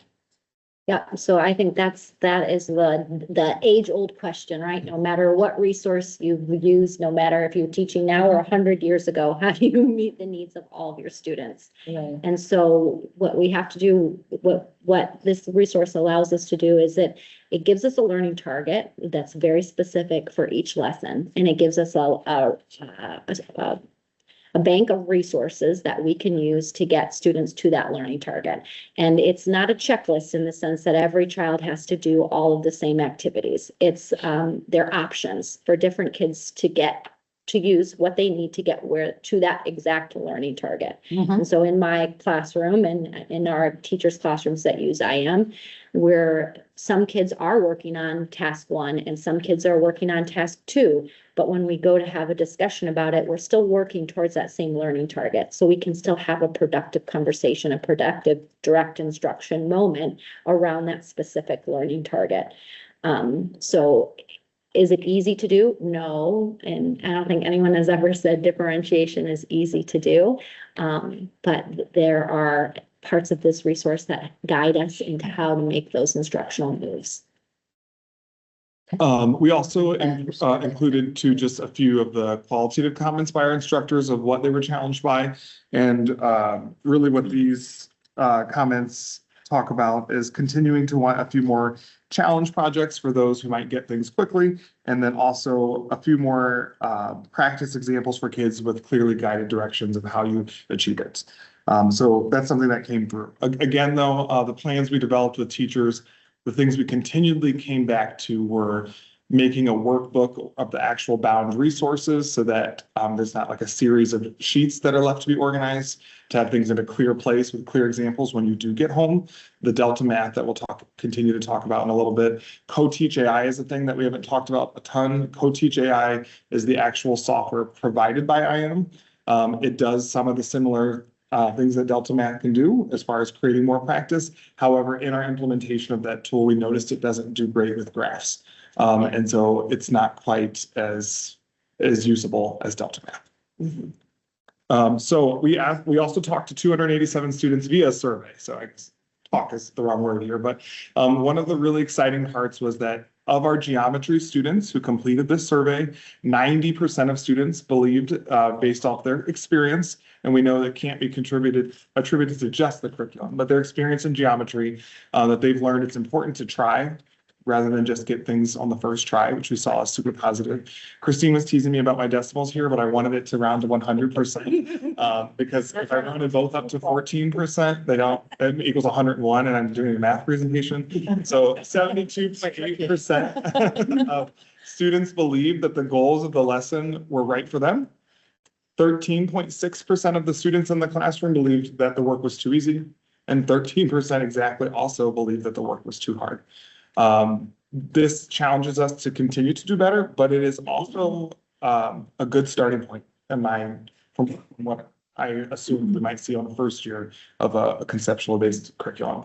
93% of students in geometry also believe that they can be good at math. I was really proud your guys' past work to see that translate to that, because I think I was in the 7% when I was a geometry student. Our students did tell us, though, some feedback, of course, as well, and they also still asked for a little bit more practice, essentially. We saw that in their open-ended questions. So all of that to say, here's what our recommendation would be. Our recommendation would be to use illustrative mathematics with geometry students, but to also provide additional fluency practice via Delta Math and through bound organized student workbooks. So we believe that the UDL framework that IM is built on is powerful for children. It has embedded supports and things called out for teacher moves to make for both students with disabilities and our multilingual learners. It calls out a lot too. There are extensions for students who are ready for more, although we believe there should be more extensions too. There are built-in instructional routines that support teachers and students. There are activities and lessons that follow a predictable and purposeful structure for kids. There is practice problem sets built in with cumulative reviews, again, although we believe there should be more based off of our teachers' feedback. So what would we be adding to it? And it's honestly something that I'm proud of the team of not just having a yes or a no, but a both and here. The team was proud of this product, but does believe that we should, as a system, adopt additional fluency practice using Delta Math. And so I've submitted a quote in your packets for what that would cost for all secondary students to have Delta Math and not just geometry. And in addition, the printed student workbooks. So there's a quote in your documents as well for what printed workbooks would be for geometry and honors geometry students.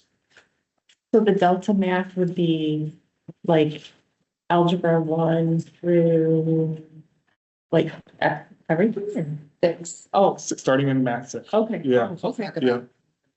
Gotcha. Yep. Kate, do you want to really quickly Oh, yeah. preview with a continued support we'd be offering teachers based off their feedback? Yep, so continued support for implementation. We're going to, of course, have our the last couple of summers, we have offered like a math summer institute. So it's 3 days of learning prior to the back to school days. We always have teachers that attend that, not a huge amount. I think somewhere between like maybe 10 or so folks, maybe 12, I don't know, right around there. So we're going to continue to offer that. We will have, of course, our back to school professional learning days. We have our district PD days, and then our teachers have asked, this is like directly from them, what they have requested. Geometry wants quarterly meetings with us for collaboration and job embedded learning, and our honors geometry teachers want monthly meetings with us. Oh, and support for families. So we, like David mentioned earlier, there are some resources that are included through IM.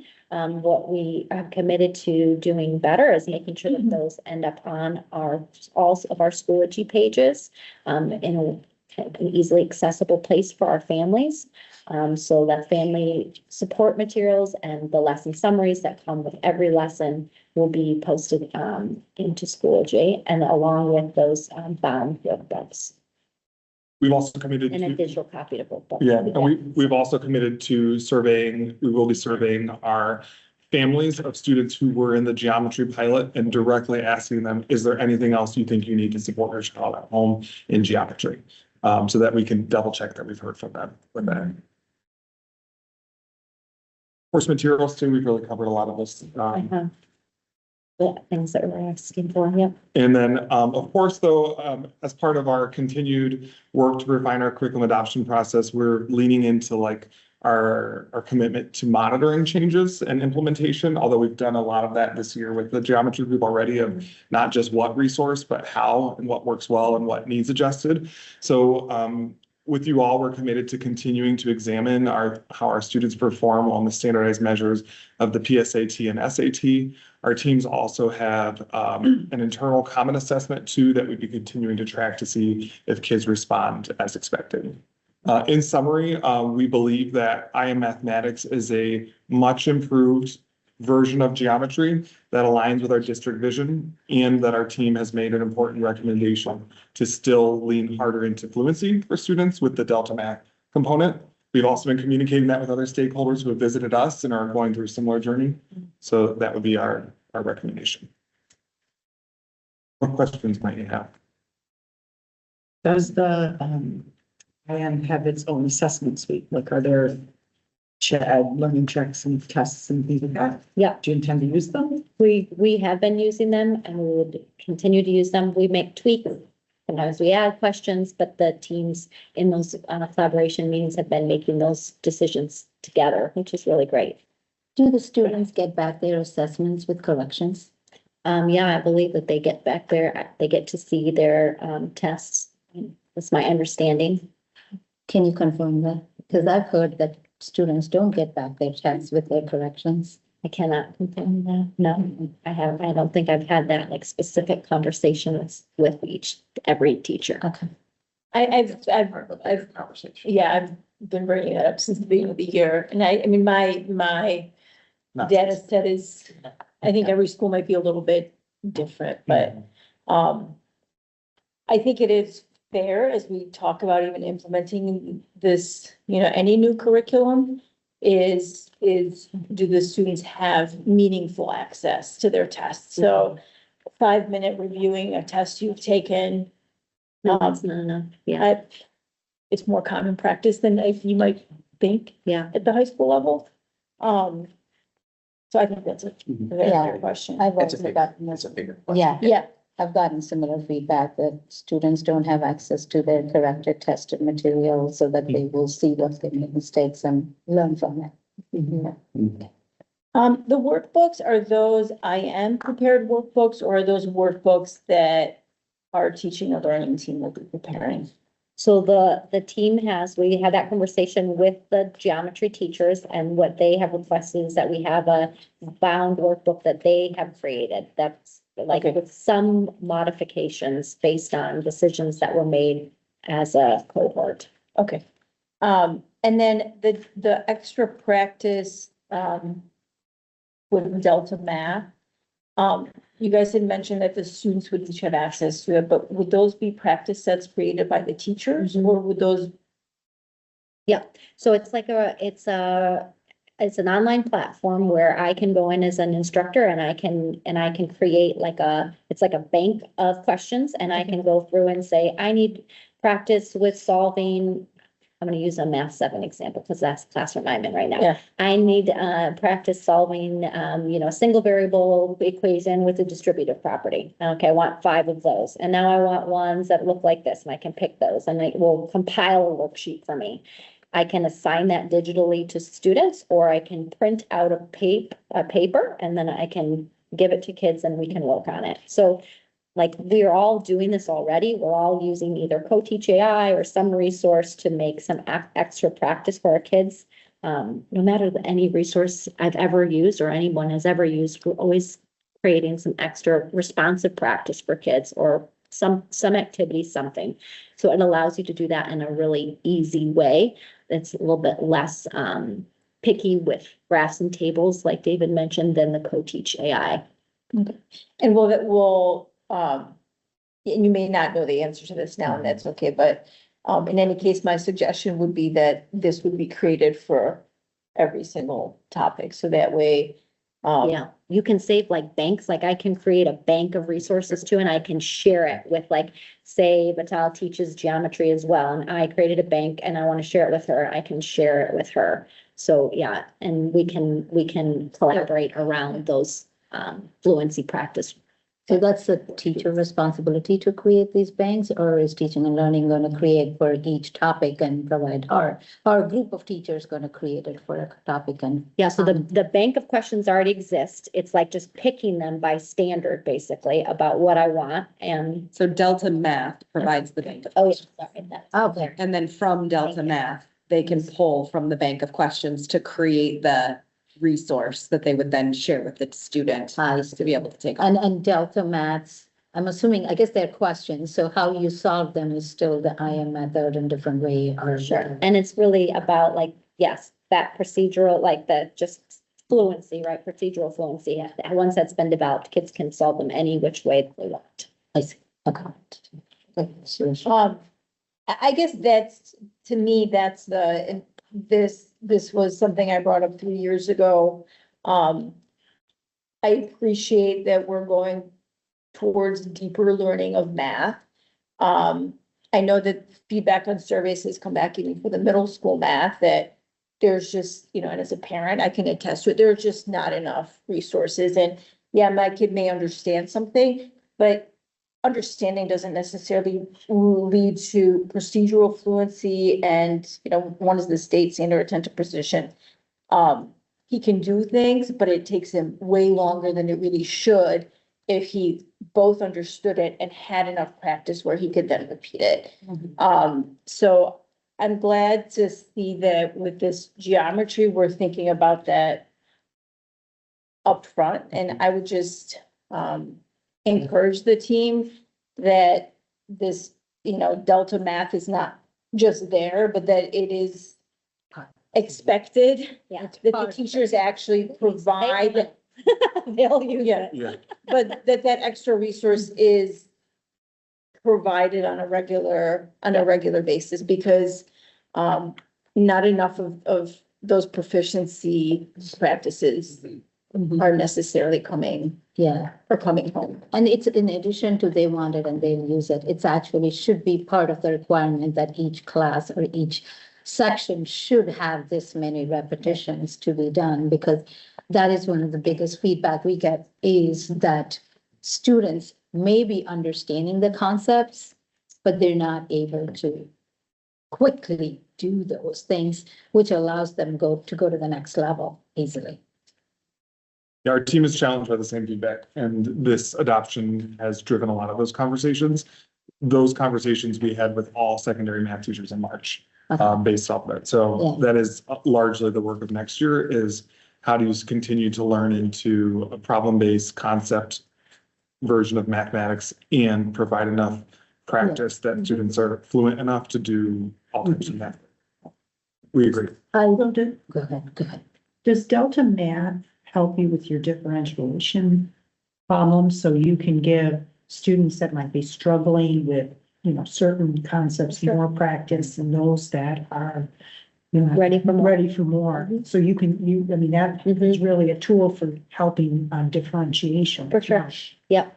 Yes. It's a huge time saver for the teachers to be able to do that, because they all want to do that. But the reality of teaching, multiple preps and learning a rigorous curriculum and, supplementing for the ways in which you think it doesn't quite do well enough for your students. We think Delta Math makes it possible for them to do that. Yeah, it's good. Just a comment. David, you talked a little bit about communication with parents, and I think that's going to be really important, just because I think feedback that people have heard, feedback that people have seen on social media, a lot of it revolves kind of around some of the concerns that you've expressed. I think teachers have expressed too, and so you're addressing this here, and you're going to be moving that forward. So how are we, and again, this is up to you guys, but like, how are we going to make sure that our parents have an understanding of, like, we've listened, we've heard, we've made these adjustments, this is what you should be looking for, that sort of thing, because I think that will go a long way. And parents saying like, they get it. Because we want to make sure that our parents and community knows that we're being responsive to their concerns. So that was just. And that's really valuable feedback. We'll have to think a bit as a teaching and learning team and with our principals about the how. I agree with you, because we do want them to know that we are monitoring implementation, we are listening, and we do make adjustments. Along the lines of what I read in a lot to the feedback given, and I first want to applaud you for providing us the challenges that people stated in terms of, being able to differentiate. How much training have the secondary math teachers had in UDL, like specifically? Like 2 hours, 5? So the past year during our, our back to school day, and also, actually this every district really full day release, we've had UDL training. We had, 7 steps come in, Carol Salva. Dr. Carol Salva came in. She taught, it's like through a UDL framework, but it's how to get kids talking, discussing, total participation, using sentence stems, really focusing on discussions with how do you facilitate a robust discussion with students. That was a full day. That was a full day. So every content area has had that full day, but the next step we've been taking then is when Carol returns back, having it be actually job embedded on the spot and showing in our classrooms. So we have a tentative plan for late October next year for Carol to do that with our mathematics teachers, for them to see a lab of like what it looks like And they- in practice. Yeah, too, which was cool. I mean, you can see that they're asking for Yeah. their data, Yeah. that there's a gap. There. Yeah. I was curious, like, Yeah. are they just like, barely learned a little or a lot? Yeah, They've had a good amount, but now the next step is seeing it in practice. It's been a lot of like, learning in a whole day workshop versus getting to actually like see it, respond, practice it. I would say that we've also identified as a team here too, that differentiation, accommodations versus modifications is a big part of the secondary work in general next year. And we're talking a lot as a team about how we plan and support for that too. Yeah. Math, not just math specific. Great, glad to see it's on your, in your thinking mix. And one more question. From the board role, we look at like making sure that students have a similar, same experience. They should be sitting in a geometry class in one school or another and get the same. Can you talk a little bit about like how that, you envision that, like, because I think at the beginning you said, we're kind of all over the place. So how are we working to corral that in? Sure. That's feedback we hear too. Yeah. And our data suggests that there's some dips here and there in particular subgroups of kids too. What's your thinking on that? Yeah, I think Is that a work in progress still? it's definitely a work in progress, but, one, common professional learning through the district days and the job embedded PD. yeah. And those like the days, the cohort days that we outlined, like the quarterly days, the monthly days, that is when the whole, at one point we did like cat teams where there's only 3 people from each course that were there. Like this is our whole team, our whole geometry team is there, the whole honors geometry team is there, and they're sitting around the table talking about, adjusting instruction, making common assessments, all of those things. So that is really, that ongoing support is where a lot of that is going to happen. From the instructional leaders lens too, one thing we started this year is providing the secondary principals with Christine's help as well, like what are look-fors you should see in each content area? Because leading a comprehensive high school is so challenging that we wanted to make it easier of like, here are 5 things that we hope you see when you enter the Algebra 1 classroom.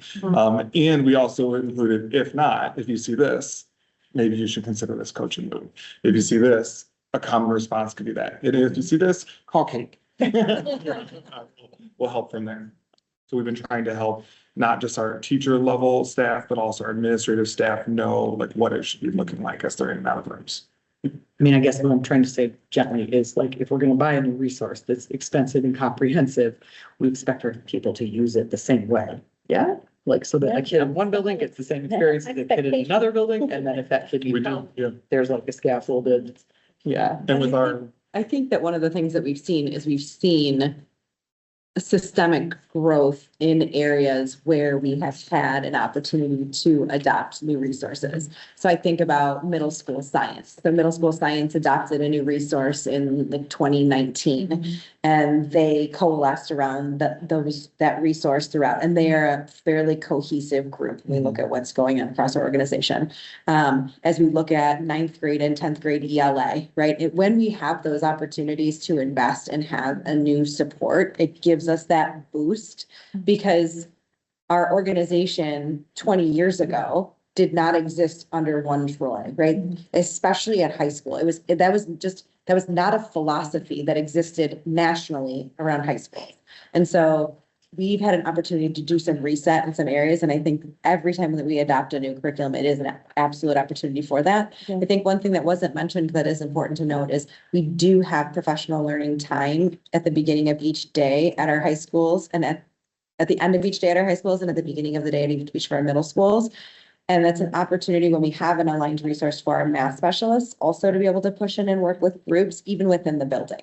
So to pull, even though it's not district wide for Algebra 1, you could pull those 4 or 5 Algebra 1 teachers to meet on a Tuesday morning or Wednesday afternoon and talk about, have we committed to Unit 1? How's Unit 1 going? Let's talk about those pieces. So we're trying to find a way in which we can do those big professional learning days across the district, but also how do we have the day? How do you keep the ball moving every day? So it's not just those few times in between. And I think that is a work in progress. And I think will be for a very long time, but those are levers that we can pull on. Along that line, and one of my particular concerns is, you know, teachers feeling that they have what they need, which it sounds like there's some good information there. But I'm concerned because when we were looking at the budget, having to cut $500,000 from PD while we're rolling out, you know, like middle school is still fairly new to this, and now Yes. we're adding another grade level, and then now we've got, you know, we also have a big rollout with K-5 ELA, so I'm concerned that our resources going to meet the demands, because we all know that how teachers are able to implement this is gonna directly affect our students' success, so not that, I don't expect any answer or anything, but just, you know, that budget piece is clearly the concern, yeah. That particular reduction from teaching and learning is, with that in mind, is prioritizing what we know are coming in terms of the ELA implementation, our continued focus on math at the middle school level in particular, and then leaning into the work that's being done at the high school. So it's prioritizing those and making reductions around those areas, like social studies, for instance. pausing some work over here or shifting some work to the ISD, for instance, and leaning on the ISD for help at no cost to the district while prioritizing those others. I mean, that's an important point. Yeah. Okay. I have two. I have a question or a comment. So even with the middle school math and the changes that we're making with, you know, algebra 1, and then geometry now, the way that geometry will be taught is different than before. And so, and it's not just, you know, within our district, but, you know, some feedback from other districts, you know, in Bloomfield Hills, is that if you need a long-term sub, you could even get somebody who's a retired math professor from one of our local universities and now does not know how to teach the math for 3 months. So, I know that those things are not always within our control, but, considering that, you know, even teachers who piloted it last year had access to it for all of this year so far, still feel like they need additional support. You know, have there been any discussions or just keep that in mind that we are going to be in situations where we're going to need to have somebody step in, even if it's for a week or for a month. And if they don't know how to work with the resource, then that's a problem. Yeah. Is it the resource or the teaching method? It would be both with the curriculum and the teaching. Because I was gonna say, and then maybe someone, but universities are moving to the workshop model as well, so it isn't like people don't, know how to use the workshop model. No, but they may not know how to, you know, if you've been teaching geometry, the standard way that it's been taught for the last 50 years, and all of a sudden now you have a new way of teaching it, and you don't know how to teach it that way. Yeah, I'm talking about, It could be content, but I'm just saying, you know, be careful of assuming that others aren't using the workshop model as they are.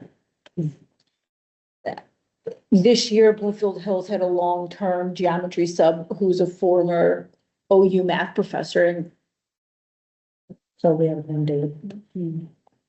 well, we have an internal one where we, you know, recently had somebody, but I guess I'm just saying, be careful about generalizing because other people are using the workshop model. So some people don't know how to use it, but some people do. So it isn't. Hey, it's not the word. Nobody. No, but I think the way of the math is not taught so. I don't know if the word is explicitly anymore, whatever it is, it's not, this is how you know, this is your formula, plug it in. I think we probably, you know, it is possible that we're gonna run into those issues from time to time. And if you need to have somebody in there for a month or a week or 2 months. So and we have like our math specialists are available to help support in that role, whether those people decide to take advantage of that support. Sometimes they do and sometimes they don't. You know, if the long-term sub says, no, thank you, I'm good, then the math specialist can't always help show them like how the curriculum should be taught and help guide them through using the resource. But like we are fortunate to have, math specialists in the building. I'm available as well. Like we have people that are always happy to help long-term subs or folks, learn how to use the resource if they're willing to do it.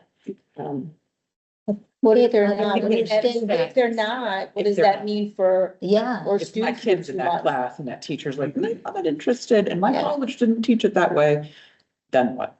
And I know it's not fail-proof, but to your point, you're right. We have to think broadly about Yes. Sure. worst case scenario, right? Worst case scenarios, we Sure. have someone in there that doesn't want help and needs it. And I'm sure That's you our have plan one. for all. And Nancy, and I take it to heart what you say about one data point, but we're also talking about 15 teachers. And so 1 out of 15 is Big. a significant percentage. And so if in a high school, I have 5 or 6 geometry teachers and I have one that comes in there as a long-term sub and they're not familiar with teaching this new math, 1 out of 6 is not an insignificant percentage for an extended period of time. I would like to believe that, the professionals in our district, that we wouldn't bring in some who is totally not capable of, if somebody is refusing support and insisting on teaching your way, I would like to think that we have enough, kind of leadership to be able to say, this isn't the right sub. It's hard. Good point. I know that. I have 2 comments, and you don't have to answer this, just more comments. One is, we were talking to our CAP kids.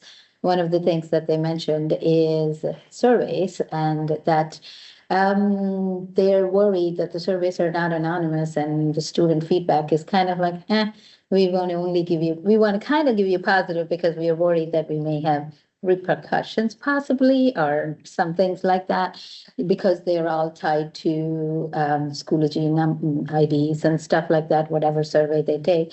So you don't have to answer. So these are examples of ones that are not, when Teaching and Learning does our surveys, we do not tie them to Schoology. So Okay. our schools sometimes push out surveys that go into their Schoology's accounts, but ours all go through just a straight on form, Yeah. Microsoft form. Google It's Form, not- I Microsoft can Form. assure you. Yeah. Any survey. We are all way too busy to be drilling down to We cannot see any student. whether it's But a the kids- parent, a teacher, or a Yeah. student. Who said what? I hear you. Right, but they're They don't usually see the that. ones that automatically, It's the perception. they share, I they're the ones that automatically collect through I Schoology. understand the perception. And so I but think you it's get it on important this to table, note we that, Understand that because that's, That's doesn't important. But there's, doesn't alleviate their concern. I Right. understand that, but. right, the fact that you're not gonna look into what, 1,500 students said is one thing, but the fact that you have a bunch of high school kids who are afraid for every single percentage point on an essay or an exam, That this is, yeah. speaks to a bigger problem. Yeah, so no, I think their point is that there may be more positive than being realistic because they're concerned.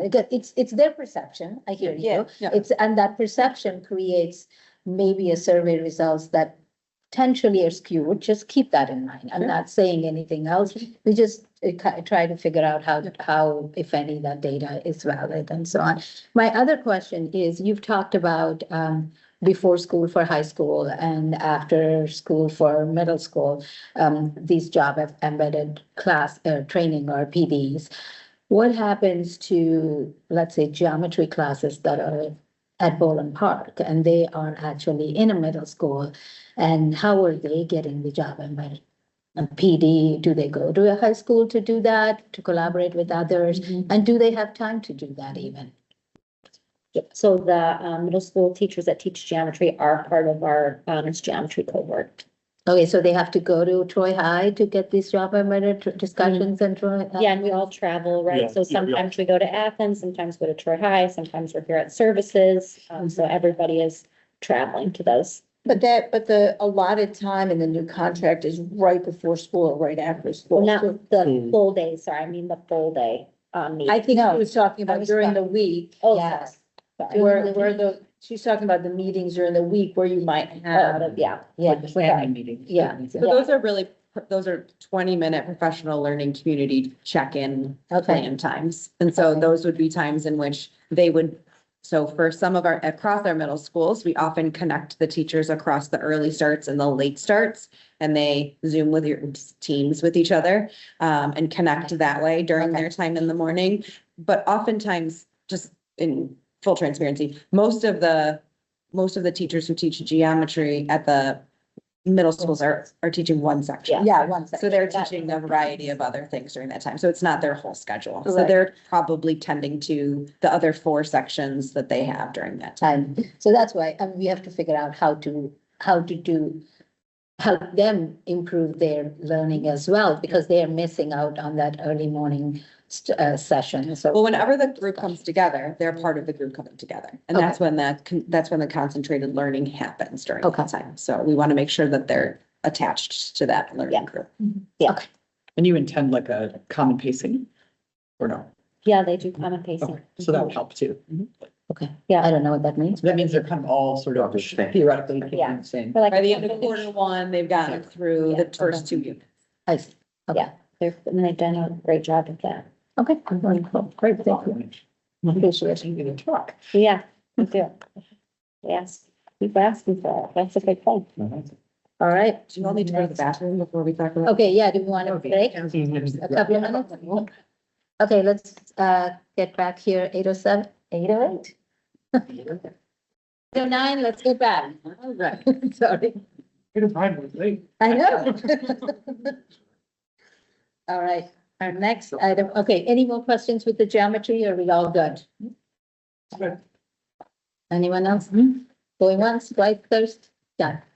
Okay, all right, middle school math. Okay, so, middle school math update. So, I'll just harken us back to the beginning of this year, this, calendar year. So in January and February, I had an opportunity to bring to the board additional data, specific to student achievement and enrollment, to key areas in middle school math. And during that time, as we were in February, we renewed our collective commitment, board and administration, to wanting to continue to collect feedback on perception data from our families, our community.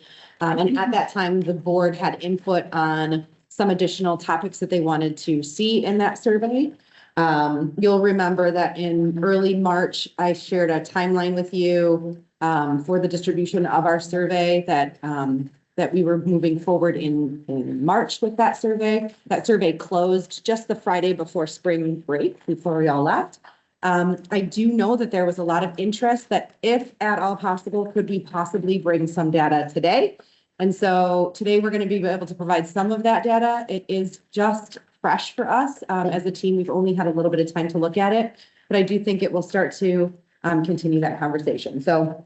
And thank you, Christine. for Sure. bringing it. And it is, All of you. it is this group, as well as Jordan Dennis, who's not here with us tonight, but I appreciate he is a really critical tool in the work that we continue to do. And, we spent some time earlier with the board, and I know that that's because you were pivotal in ensuring that position happened for us with bringing Dr. Dennis on board.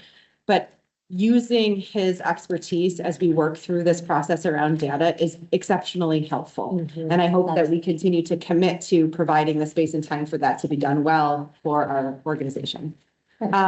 In historical context, in the 22-23 school year, just to harken us back a little even further, we went through the process of adopting a new middle school curriculum. We named at that time, we had outdated mathematical materials. We were formerly using Big Ideas.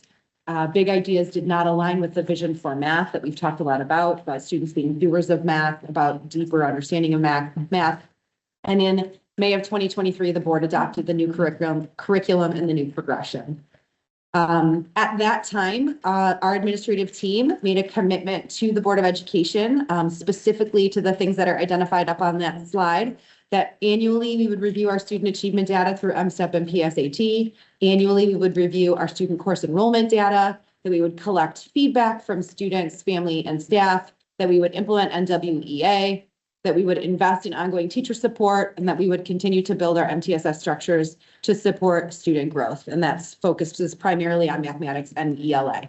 I am proud to share those are annual commitments that we have upheld throughout this process and continue to. Those are really important pieces of the work that we do. The Board of Education at that time talked about wanting to ensure that they were committed to reviewing annual data sets. And we also spent time at the board table talking about an understanding of the implementation timeline of a new curriculum, that when we adopt a new curriculum and a new sequence, your implementation timeline is really a 3 to 5 year window. That is really where you start to understand the impacts of an implementation of curriculum. There are studies done on implementation dips when we look at how things go. And so we did talk about that with the board. One of the things that was a significant topic of the board at the time was, historically, we use a 7-year cycle for curriculum. The board asked in 2023, do we have to wait 7 years? If this goes wrong, do we have to wait 7 years? And we assured the board then that no, we do not have to be in a 7-year cycle. If other concerns arise, we certainly can revisit where we are. So those were the commitments we talked about at that time.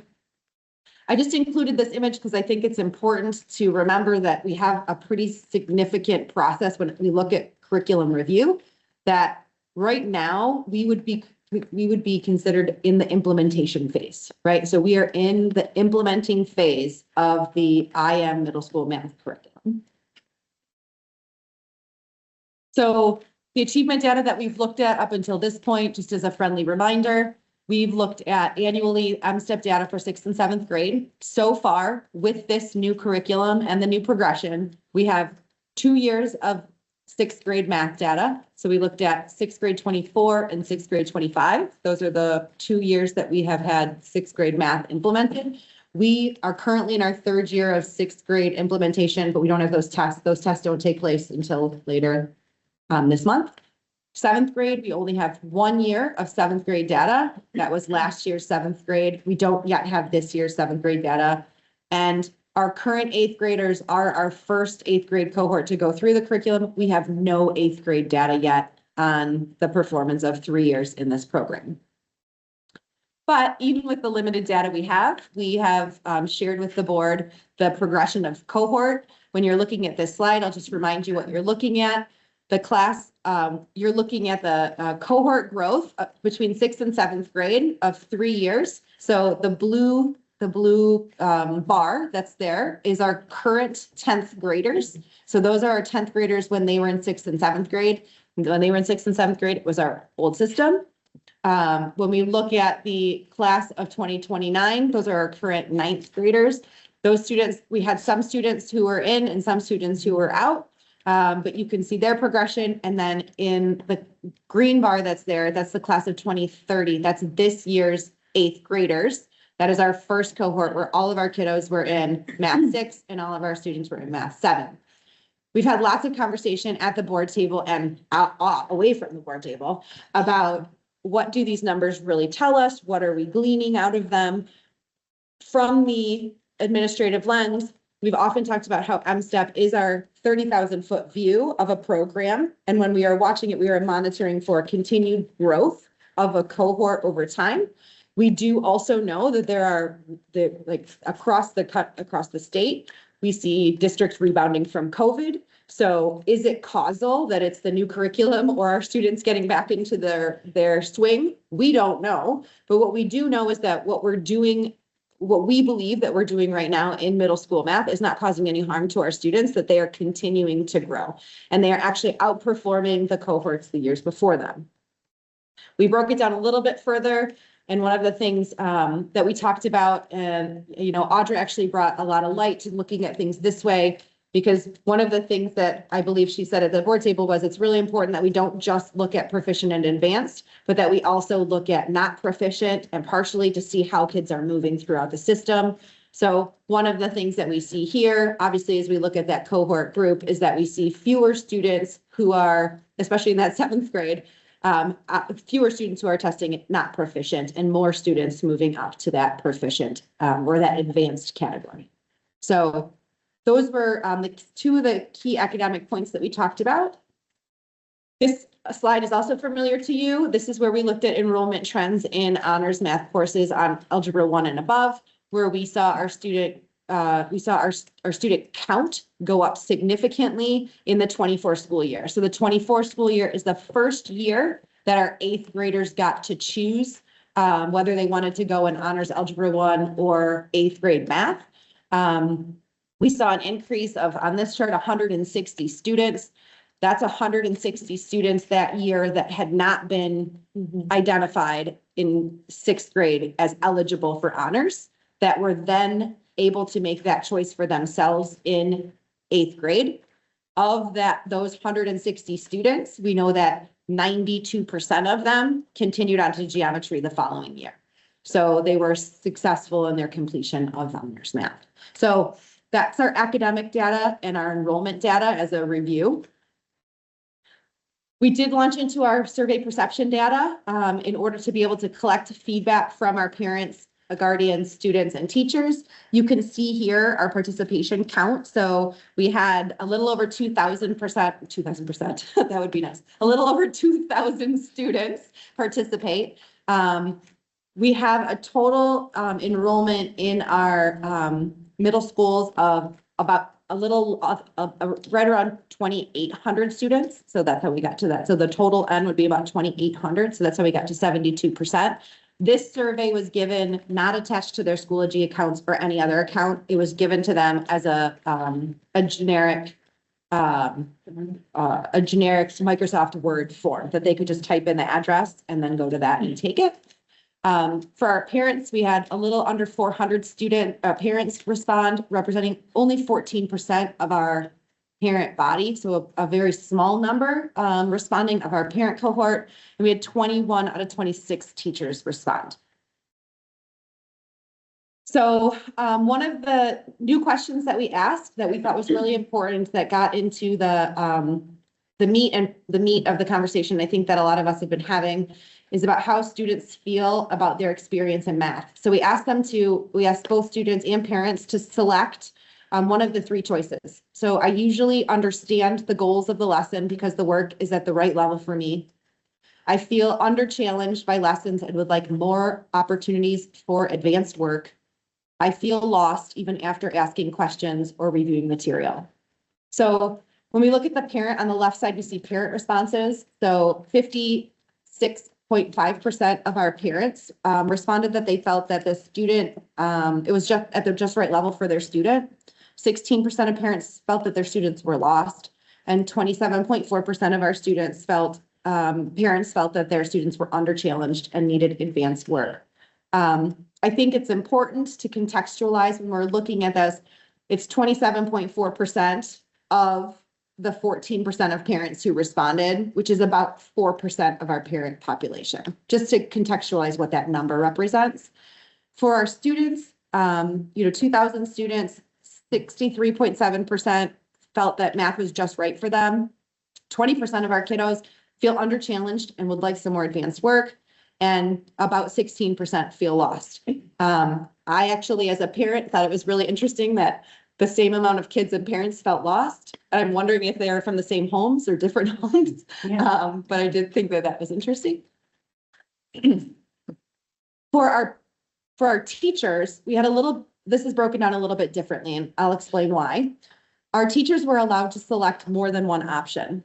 And so some of our teachers did select more than one option. And so we wanted you to understand how they made their selection. So the first row, most students understand the goals of the lesson because the work is at the just right level for them. 7 of our teachers selected that as their only choice. They felt that that was the right answer for them. And that's representing 33% of the teachers who responded. Another 7 teachers selected, most of my students feel lost even after asking questions or reviewing material. And that represents another 30% of our teachers. And then 1 teacher selected, most of my students are under-challenged and would like more opportunities for advanced work. And then the next 6 teachers picked multiple things. And I think just as a board, for context, it's important to know that. So 2 teachers said, my students feel both at the right level, but they also feel under-challenged and need advanced work. Another two teachers said, I have children who are under-challenged and need advanced work, and I have students who are lost.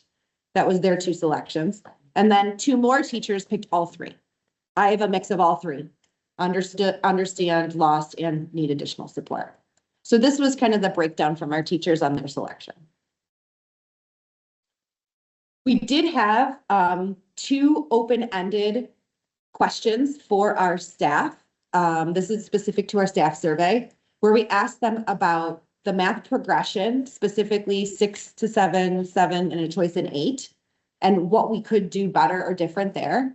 And so some of the themes that came from their open-ended responses were, we have too much content in Honors Algebra 1 combined with Math 8, and we need to fix that. It needs to be addressed. They said they have difficulty with differentiation, like having our kids in the progression where they are right now, 6, 7, 8 choice, that there's too much difficulty with differentiation, pacing, learning gaps, and student support. 5 of our teachers stated our students are under-challenged and need additional advanced work. That's a big issue for them. And 4 of our teachers said they have a fear that those students, when they finish Algebra 1, won't be prepared for high school. But those are kids who are currently in Algebra 1, we don't have that data yet, but that's a fear that they have. Some of the main themes that came out of the open-ended response about the curriculum were similar to above, but when they said they felt that there were insufficient materials, specifically practice problems. And so this will take you back to when Audra asked who gets Delta Math. We're going to be talking to you about, we want to ensure that we have that same resource for our 6th through 8th grade teachers. So 57% of our teachers said we need more materials. 38% of our teachers, the theme came out, there's not enough scaffolding and differentiation within the curriculum. I'm really struggling with differentiating. 33% of our teachers said our curriculum is paced too fast. We need to revisit the pacing. 33% said, again, we have concerns about Algebra 1 content being combined with Math 8, and that it's lowering the rigor. There's too much content to cover. 19% of our teachers said, there's too much focus on story problems. I'm laughing because I read their responses, and some of their responses literally said, all we do is story problems. We need something different. And then 4 of our teachers, or 19% of them, said they have had negative experiences with the Co-Teach AI tool that's embedded into IM, which is another reason why we are interested in looking at the Delta Math. Our teachers further, we further coded their responses, their same responses about the progression. So where we got those themes, and we coded them to identify what we see here. So 11 out of 21 of our responses really are asking us, whether directly or indirectly, that we need to revisit and revise the math progression model. How are we progressing students through math? 8 of our teachers, 38% of them, did not comment about our math progression, did not have feedback directly about our math progression. We had 1 person who talked favorably about it and 1 with mixed reviews. So that specific feedback is to our teachers, right? And so we know we've started there because these are the folks who are in the trenches every day doing this work. These are the experts in guiding us through the work. So this is where we started. As stated here, our plan is to dig into our parent and student survey to code it and analyze it the same. What is meant by the math progression model? I'm sorry? What is meant by the math progression model? The course sequence. Math 6 to Math 7, and then the choice in 8. Okay. So we did run the open-ended teacher feedback through Copilot, which is our AI.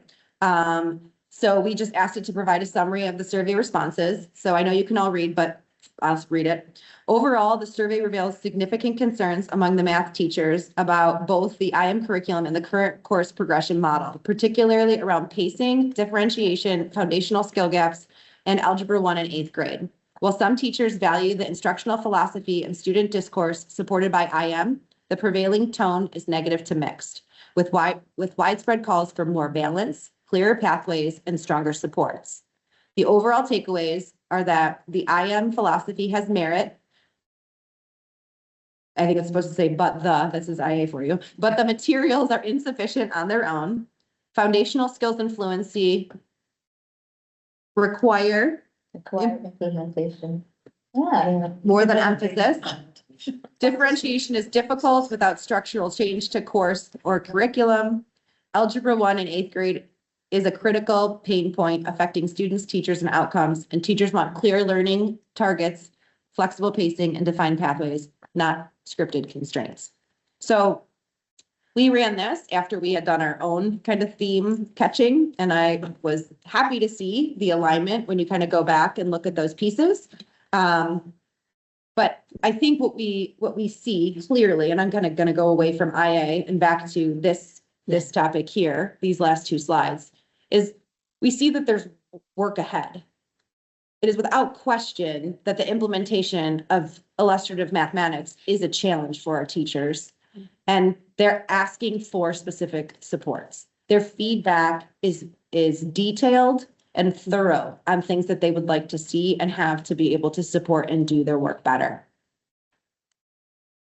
So what I'm asking of you as a Board of Education is for additional time to review the feedback, collaborate with the team, and to prepare a recommendation for the board at the 428 workshop. So, which is what we had originally anticipated in our timeline for that survey.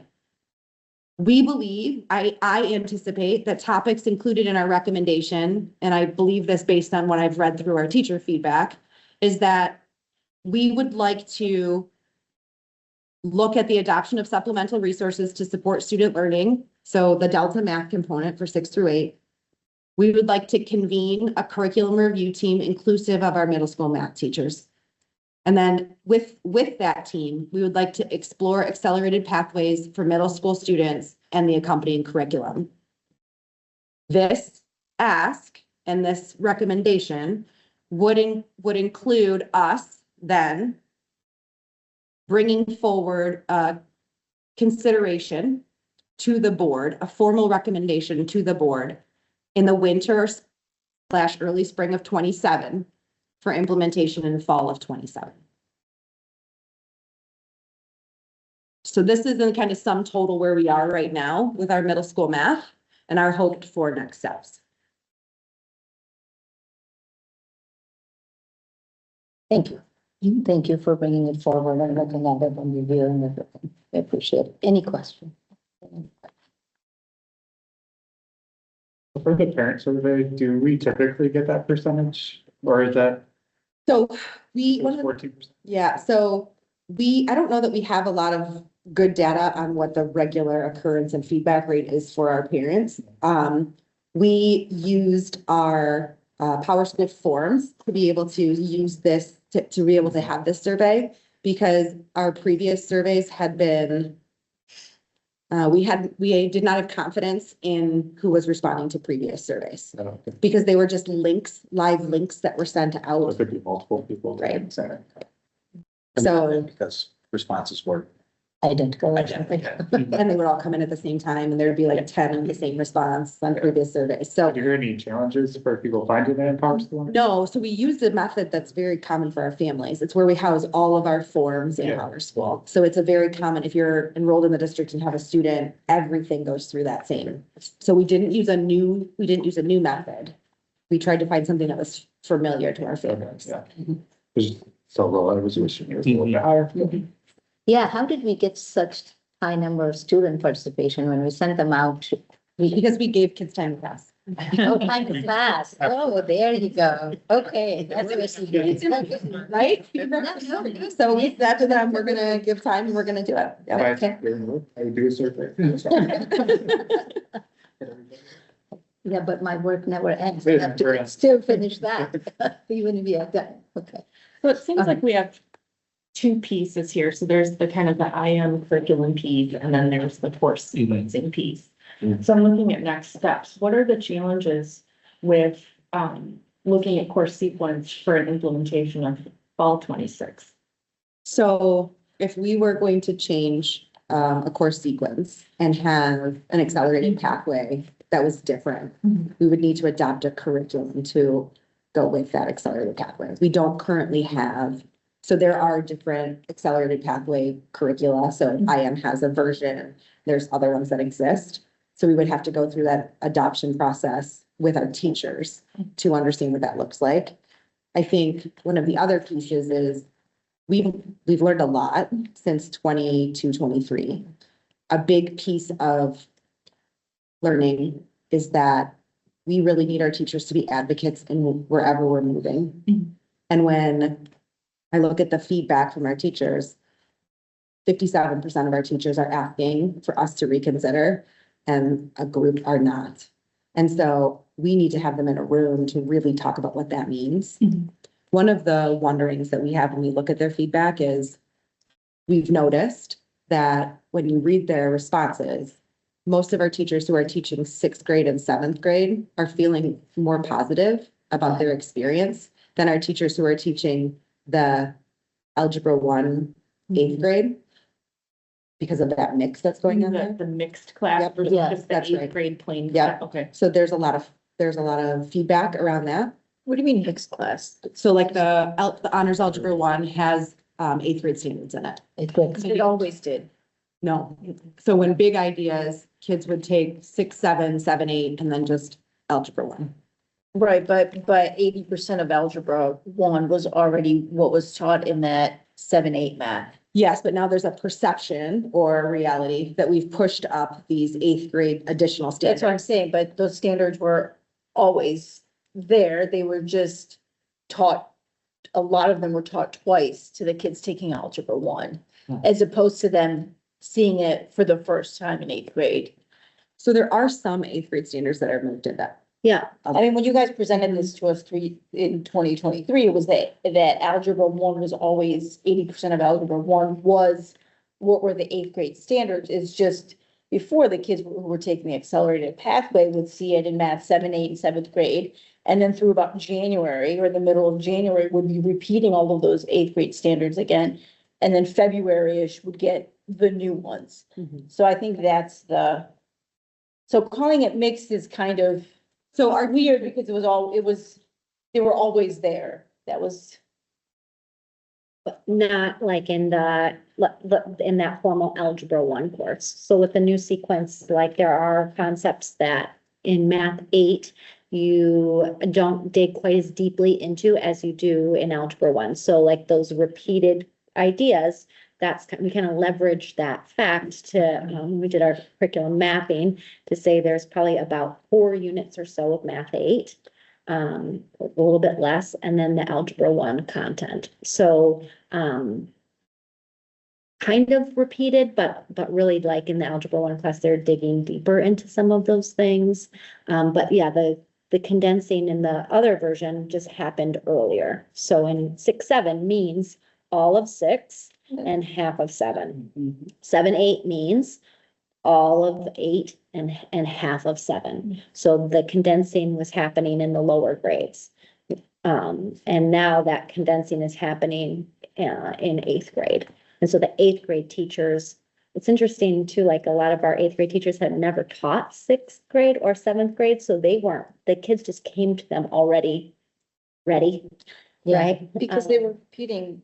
They were in some ways, they were repeating material for the first 4 or 5 months of the school year. Whereas now they're not, whereas now these kids are seeing it for the first time in Algebra 1 honors. Yes, and they never were part of that condensing that happened in the lower grades.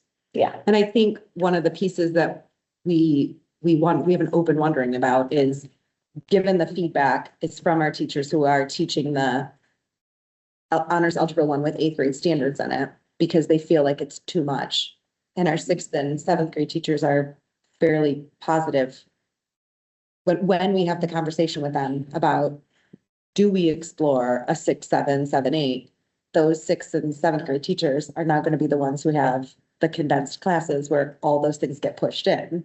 So are those going to be the upset teacher? Like, right? Yeah. And so we need to have them in a room to talk about those things. We need them to really vet out, like, what are the pros and cons of this happening? Right.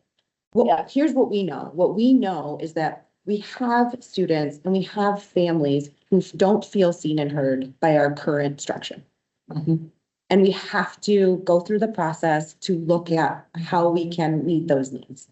What we also know is that we are currently serving 150-ish kids annually more at a higher level than we have before. Like, so there's a huge celebration, but there's also a missing element.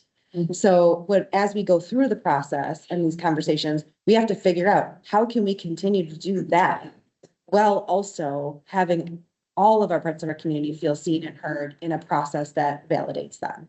And so I don't think and we have to find a curriculum that will allow us to do it. My hope would be, I mean, the Pollyanna in me would really want for it to be IM that we can do better and an accelerated IM that relates to what we're doing, because that makes sense in our organization.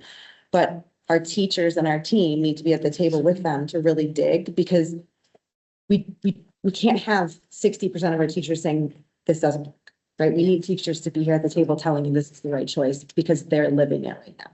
I have a couple of comments, just like you differentiated and you kind of said your teachers, at least the 8th grade teachers are the ones that are raising their hands and saying, oh my God, this is too much. My anecdotal evidence for students also is when I talk to a few students in my neighborhood, I kind of pull them around and ask, I get the same kind of thing. 6th and 7th grades, they're coasting and they're like, it's so easy. I get no homework. I get that. And then they go to 8th grade and they go like, my teacher taught me a unit a week and I am not able to breathe, kind of thing. Okay. And of course it's anecdotal, but the point that I'm trying to get to is if you're able to dissect the student feedback also, similar to how you did the teachers, you may see similar paths where the students may say 6, 7 is easy peasy, just right, or too easy for me. 8 and algebra is I am drowning, kind of thing. Yeah, that's right. And we have, the student feedback does have grade attached to it. So that will be good. We can look at it. Yeah, just look at it. It doesn't have to be. Yeah, and that is kind of what I brought up, if it was last month or the month before that. So, I took an opportunity to talk to an 8th grader, but he didn't really know why I was asking what. And I think, it's like, oh, he's like, we need more teachers. What do you mean by that? Well, it would be easier to transition if there were less students in the class so we could get more support. We go from no homework to a lot. Yeah. So I think getting that qualitative data from the students to see if there are things that are relatively easy to implement, whether it's towards the end of 7th grade or middle of 7th grade, even if it's through extra practice problems where they're learning to have more math and more things that are due while they're learning 7th grade math. So when they get to 8th grade, it doesn't go from 0 homework to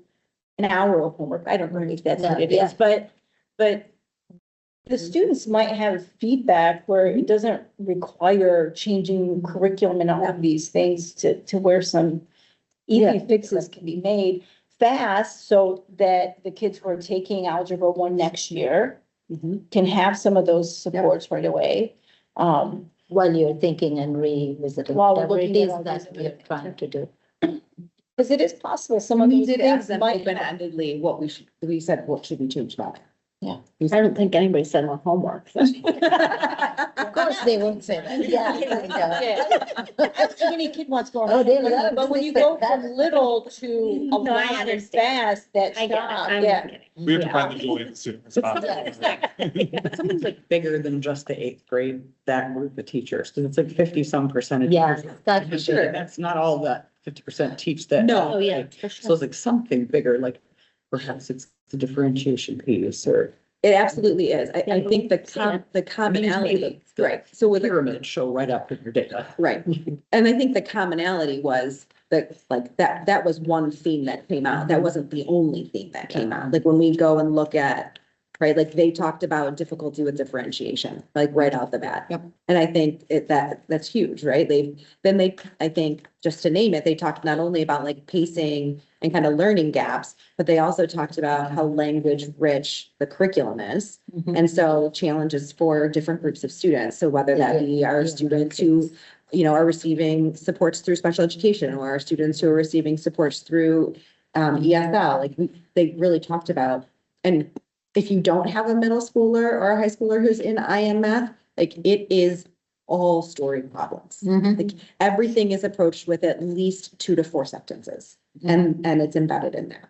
It looks nothing like what we all had when we were in school. But the one thing too, I think you guys at least needs to communicate with the teachers is that if we go to IM higher level math, geometry, and so on, is that the kids will then, you know, if you go to a math that has less sentences in it, and then once they hit geometry in ninth grade, they now go to They have again, to learn it there. so it's not, because the goal for us has been from the time kids enter kindergarten and as they're going through the system, that they're kind of working within the Yeah. similar type of. Philosophy. Yeah. Well, and this continues to challenge our underachieving subgroups as it is, right? Yeah. That's right. If you look at our students who struggle with literacy and what subgroups they're in. But we did have seen an increase in our student groups in our honors algebra 1. And so as long as Like taking the class. enrolling. Fabulous. And so if we still continue to see a, 95% success rate, that's wonderful. Yeah. We're getting them and scaffolding. So we need to look at the success rate, because if they look at 6 and 7 and they're coasting it, and that's why they took algebra 1, and then they're like, oh my God, why did they do that? Yep, and that's why we the- looked at that, right? Yeah, we had that number. Yeah. We'll have that data. Yeah, we'll have the See what data. how the eighth Yeah. graders do this year. Yeah, we did last year. 92% that Right. go on to geometry. Yeah. So regardless of whether they took it because they thought it was easier, whatever, Right. kids are being successful. That's right. Successful, That's, yeah. Yeah. that's Yeah. large. That's it, logic. Yeah, Yeah. that's good. Yes. I guess my fear would be overcorrecting, right? Like, Yeah. not working with what we have and seeing what fixes might be available to make the transition easier. We should definitely learn from what we may have done wrong is, and not run the reverse direction at the same speed. Instead, actually be thoughtful and be careful of what we think we should be doing. But, yeah.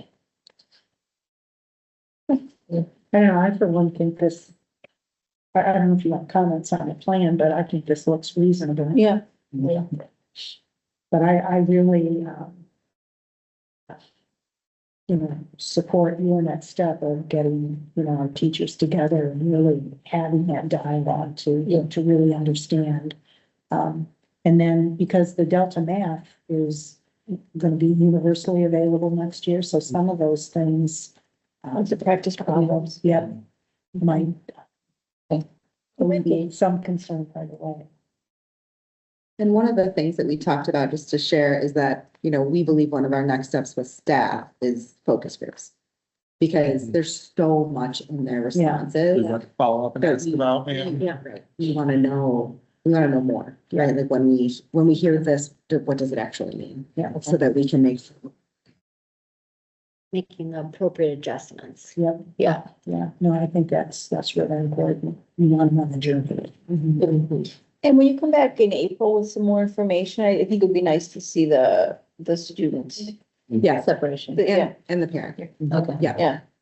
Before we move on to the next topic, I wanted to ask quickly, what do you guys think of this plan? Any other suggestions? We don't have to make any decisions now. We'll get more data on April 28th, but I just want to get a feedback. I'm okay with it, yeah. I'm good. I'm not super pumped about the timeline, but Okay. We But I can, we can understand. decide and Yeah, discuss yeah. on April 28th then with more data and more information. Matt, you good? Yeah. Okay. You- The timeline does not excite me. The plan excites me more and seeing the pulled out data. I think just to talk about that timeline just for a minute is, I think the curricular component is the key aspect to that, right? So like in full transparency, if we're going to adopt curriculum to be able to support our honors pathway or an accelerated pathway, we know now what that curriculum looks like, right? And so we would want to give that the full opportunity for those teachers to be able to stand behind it. I think, to me, that's like the linchpin of making it successful based on how we stumbled in 22, 23. And so, like, for me, that's just I think for our organization, we want teachers sitting up here, just like those world language teachers are sitting here saying to you, this is what we want and here's why we want it.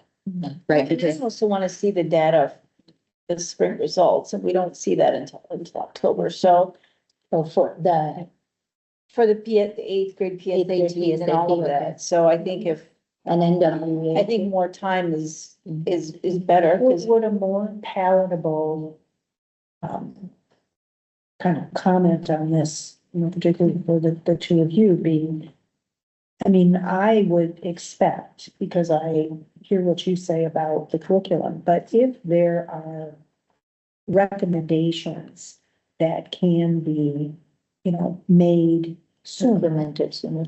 then I would, that aren't a Melton report. Then I would expect that we would adopt what we can, you know, as we go forward, because I hear what you guys are saying is, you know, I mean, if we could write something that makes, you know, improves learning for our kids, you know, we should do that as we can. But the judgment would be really the recommendations from you guys of what is possible that might address some of the issues, you know, that makes sense, you know, to implement as part of, you know, the continual learning of teachers working with the curriculum. And I think that's that idea of like getting teachers into a room. It's April, like and making that collective decision, like Christine is saying, so that we all are in agreement. We all feel good about what's happening next. Like it's will be really tricky in April. I would say there was some very candid feedback from a teacher. And it doesn't all match. I think they deserve an opportunity to sit together at a table like this and help one another understand their perception of what they're seeing and they're experiencing in their classroom and how it may not be matching what someone else is seeing and hearing. And why is that? And where are the commonalities that we can get behind in order to make a reasoned decision that may well include a accelerated pathway. But what I would hate to see is if someone has some real strong feelings and a decision is made that doesn't match that, or a decision is made and their voice hasn't been heard. It could do significantly more damage. I'd really like for this to be discussed at that level so that we can make an informed decision moving forward and that that staff is all with us as we move forward and make that recommendation. Okay. And I guess my only thing is we're either going to look at data or we're not. So we can't be, I mean, this is my direct comment, right? So we're making a curriculum implementation. Where's the data? Where's the data? Where's the data? And now, well, we should change things up faster, but not wait for more data. So, I mean, we're either going to wait for an additional year of data before we make any significant changes or we're not. But we're either going to look at data or we're not, and we can't look at it when we want and when we don't want. So that's my feedback, right? Like, I don't think it's fair to say, well, if we're gonna go back to accelerated, let's do it in the fall because we want to do it faster. I mean, wouldn't it be fair to have another year of PSAT 8 data to see if in fact kids that are, you know, if they're doing better? So is whatever feelings might be, those feelings may look different than what the data shows, or it might be the same. I don't know what it will be, but that's my, like, it's. Understand what you're doing, and I'm thinking of like kind of more what Nancy was saying of that immediacy piece. Yeah. In terms of the data that we saw, like, you know, 15% are saying they're lost and, you know, 20% are saying they're under challenged. So. But I think some of that is the Delta immediate math, stuff, like the Delta math and some of those things. That, Yeah. because we haven't Investigated and figured that out. Yeah. Math might be part of the solution to that. Yeah. Part of the solution. But my understanding, those solutions are gonna come faster than any official change in sequencing. Am I correct or not? Yeah, Delta math we can get for next year. Yeah. But if your teachers are already struggling, I mean, honestly, when this survey went out, I figured you'd see more about progression and curriculum. I'm sad to see that the curriculum was up as well as progression, like both things are concerned. I'm like, oh, that's worse than I thought it would be. I thought it would just be progression, to be honest. So now we've got teachers who are already like, whoa, about it. And we're gonna add on, like, hey, you're already feeling, whoa, let's add on this other thing you need to do. I'm gonna put myself in teacher brain, like, But they're asking for more credit. but we're gonna ask them to do it like formally, quickly. I decided to don't. Ask them Huh? to I didn't even know that they did. I didn't tell us. I didn't either. I did, Clearly. but what I'm saying is, I wasn't, maybe I didn't say it clearly, is that my anticipation, when the survey went out was that we would mostly get feedback on progression, not curriculum concern. So I'm surprised about the curriculum concern feedback, that's all. Where I'm like, oh, I didn't realize that this was multifaceted, I guess. Yeah. I hear you, and I hear you. Like Nancy said, maybe we will wait for a little more dissection of the data and to talk to the teachers and get a better understanding and come up with some recommendations of what can be done to help the students now for whatever that they need to be and whichever can be implemented almost immediately. And then take a deeper dive to understand what should be the next steps. I don't even know if it is the accelerated path. I don't even know if it is any other way. Let's talk to the teachers and you guys are the experts. Let's look at it and figure that out. You guys okay with that? Yeah. Would, I'd be interested, I know I'd asked about teacher feedback for the honors geometry. Could we look at teacher feedback? Because I would like to see, like, okay, this 57% has concerns about sequencing, like what were positive things that were said about sequencing. So if we could see that, I think that would be helpful too. Yeah, teacher feedback. You guys, this is one of those weird because Algebra 1 is both 8th grade and 9th grade. So to me, it would be interesting also because I am math for Algebra 1 is being taught both in 8th grade and in 9th grade, correct? No. No. Yes. Yes, but I different heard you curriculum. wrong. Yes. No, So straight the up 8th for grade one. one has 8 plus algebra one, right? They're different. So the honors algebra 1 in 8th grade has additional 8th grade units. Yeah. The algebra 1 in high school does not have any of those 8th grade units in it. Because those students took math 8, Yes. a full year of math 8 before taking algebra 1, which is the differentiator between algebra Honors. 1 and honors. Honors. They're different, Additional content. different content. It's the same Curriculum. I am. Yep. Okay. They're the same, yeah. For textbook. So they had 3 solid years of middle school math and then they went to nice algebra 1 in the normal algebra. 6, path, 7, 8. And then algebra, versus 6, 7, So algebra honors. I guess the question to the high school Algebra 1 teachers would be about the curriculum and not about Pace. the pacing. Because I don't know, the issue that the 8th grade honors Algebra 1 teachers might be having is that they're both having to implement a new curriculum and deal with new pacing. Because they might have had an issue with the pacing, even if we'd stayed with the old curriculum, and now they're getting a bunch of 8th graders who have never taken Math 8.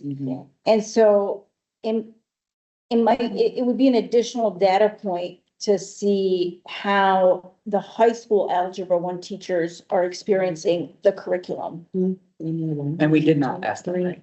No, this is just middle school. Yeah, because you're, for the middle school Algebra 1 teacher, you're changing 2 things at the same time. You had the IM and you added 3 chapters of existing 8th grade along with the algebra 1. And you said, teach them all in 1 year. That's what I heard too, is that's probably the toughest area. That's both from the teacher side and the student side.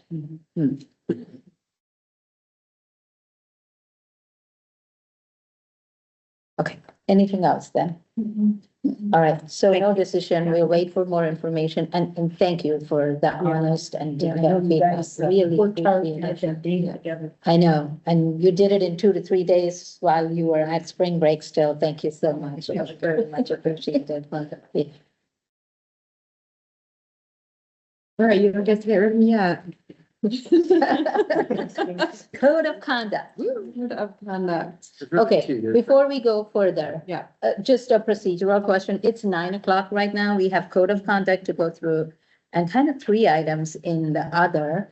What are you guys feeling like? Is there any item that we potentially could move to the next meeting or next month? So the strategic planning over, you have a folder in front of you. I put a kind of a summary document on top of it. Okay, I would encourage you, my recommendation at the end is just that you read through all the information. I have 2 potential proposals to look at. There's one's a little more detailed than the other, but take a look at those and then we can discuss it at the next work package. All right. is that okay with Questions everybody? beforehand, just. Yeah, just Email you. email me. Okay. So okay with all of you to move the strategic plan overview to the next We have- meeting? Time wise, we have plenty of time. Okay, all right, so that takes away one item off this list. And first reading of the new board policy, that one has to done, and the revised board policy. That should be not too long. Suggest we do that. Okay, Just get it over and done with. all right, so these 2 items we can do. We did talk about tap-in. That we can do also next meeting then, tap-in feedback. What do you think? Yes, Sure. Do it next meeting or you want to do it briefly? next meeting. Why don't we see where we are time-wise? Okay, we'll decide at that point where we are time-wise. Okay, all right, for now, just that strategic plan. All right, thank you. Code of conduct now. Sure. So you had got a lot of documentation over break from me. It's the code of conduct and the athletic handbook. They are 2 different documents. They're not together. Our code of conduct is formerly in a little book that looks like this, for those of you who, this is very familiar, just like me and Tasha. And was last updated in 2018. It was previously coupled with a lot of language. So it's 70 pages long, and it was what I would loosely call a student handbook, but really it talked about, it was duplicative in nature and not aligned at all to our board policies. So a somewhat dangerous document for us because there's conflicting information in it. So we are proposing the one that was shared with you that's about 15 or 16 pages long. It was created by Miller Johnson. Miller Johnson is who provides us with our board policy updates. So it is an aligned document between the 2 of them. Miller Johnson drafted it, formatted it, and has provided it for us and all of their clients that they work with. Our team here at TSD, we worked through it with building principals, the entire assistant principal cohort, our supervisor for wellness and community engagement, our central office leaders. And actually back in 2021, I had a parent group that came together to talk about what areas of the code of conduct they had questions and concerns about.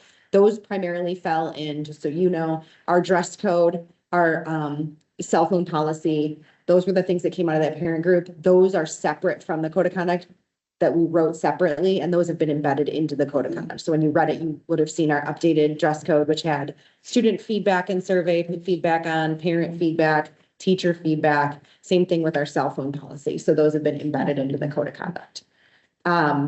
It's more succinct. We've added some additional areas of categories for discipline, including discriminatory harassment. That one was particularly important because as an organization, we've been really focused on trying to identify culturally insensitive language and how we are working with students on that. Currently discriminatory harassment and culturally insensitive language, hate speech is categorized either as bullying or harassment. So it's in this big nebulous bucket.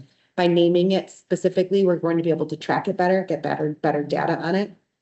Our process would be, if the board adopts the new code of conduct, that we would align our Power School language with our code of conduct language so that we're coding things the same way. That currently doesn't exist either. Restorative language is also present throughout the entire code of conduct. That is something not only are we legally responsible for, but deeply committed to as an organization.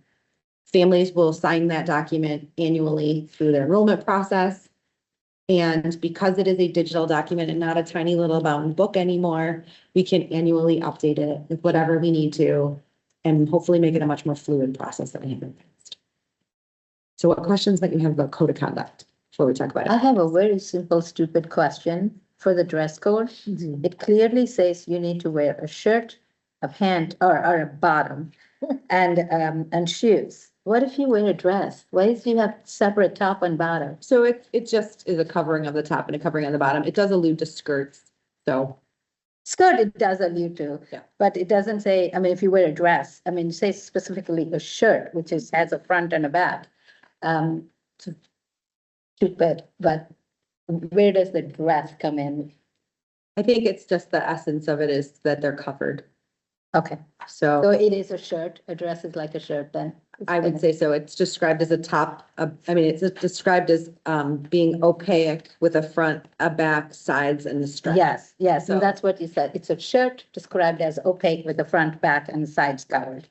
Yeah, So they're just, a dress is just a connected top and a bottom. yeah, I With a understand that. It's kind of stupid, but I was thinking of it and like, what if I wore a dress? Am I not in It'll compliance be, with it? that's fine, as long as it doesn't have a tube top.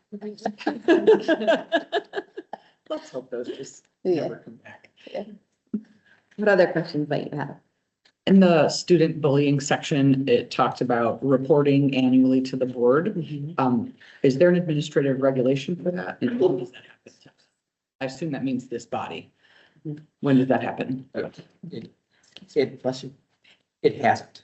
Oh, But it's a new thing. it's something that needs to happen. Okay, Yeah. cool. So we'll put that, there is an AR now. Yes, Got it. that'll be put in there. Okay. So, we have to report, there are certain components that we have to report to the state annually, but there is a provision that issues of bullying are reported to the board monthly. Oh, So that has to start. okay. Didn't know that. Okay.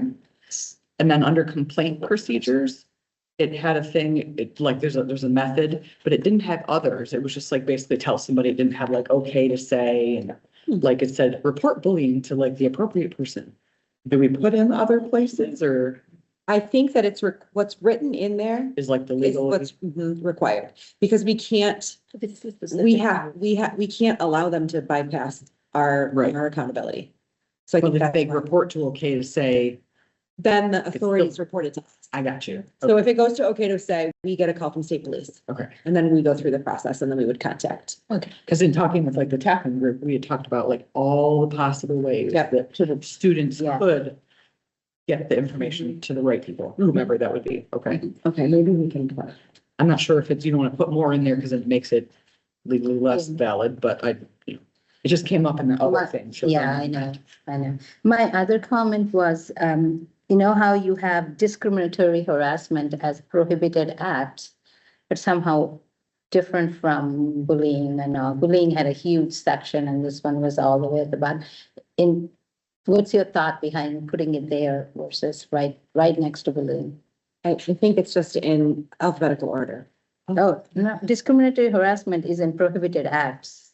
Yes, but those are in alphabetical order. Oh, the prohibited acts are in alphabetical order.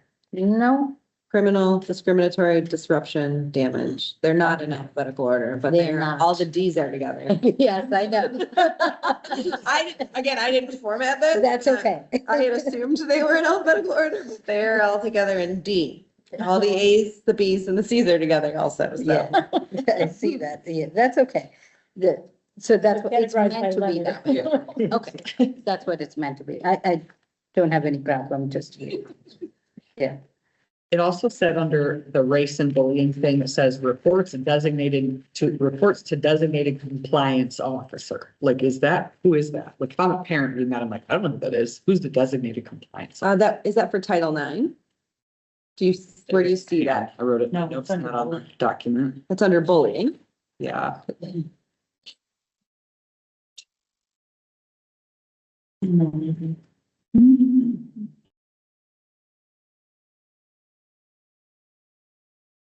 I can't look it up in my digital document unless I leave this, so let me just look here. Sorry, I didn't mark in the document. I just put in my own notes. Oh, it's under bullying in the compliant procedure. think it's. Yes. Complaint procedure. Complaint procedure, that's School right. district is about blah, blah. Yeah. Who is that person? Compliance officer or coordinator pursuant to Board of Education policy 8007.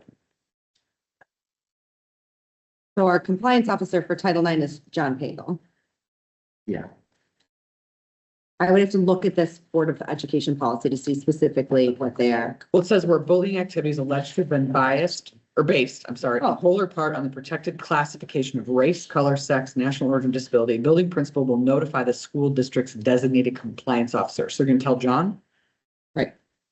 And the board, Yes, Title IX. yeah. And Under the bullying. board policy doesn't name Yeah. names. A person, right, right. Okay. Okay, I just wasn't myself sure. Like, if I'm a parent and reading this and I went back to the tapping thing. Yeah. Who is going to be involved in the investigation? Because that was a clear question. Yeah. Group. So the compliance officer is John Pagel. Okay. It's our assistant superintendent for employee services. And it's the principal who contacts the compliance officer, not the parent. Okay.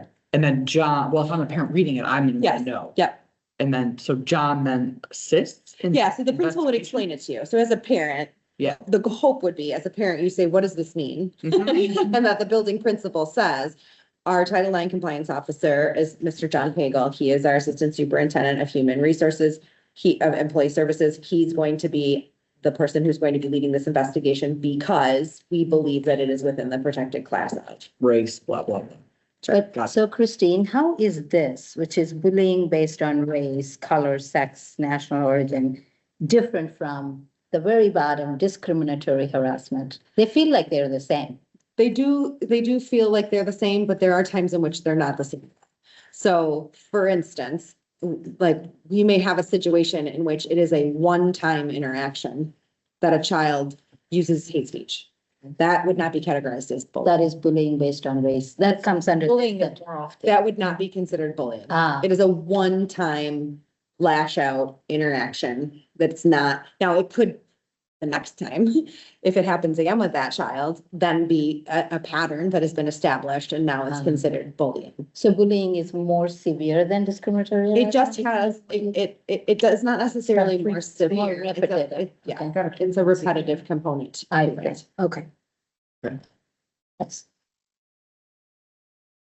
Would it make sense at the beginning of like a school year when it might not, for like the high schools or the middle school principals say, and even in the first weekly newsletter that they send, if your child, it's just like they say, if your child has anxiety or whatever, that this is the counselor's information that's in the weekly newsletters that go out to the parents. If we could even add a line in there, if your child experiences any of these things, this is who their primary contact within the school is.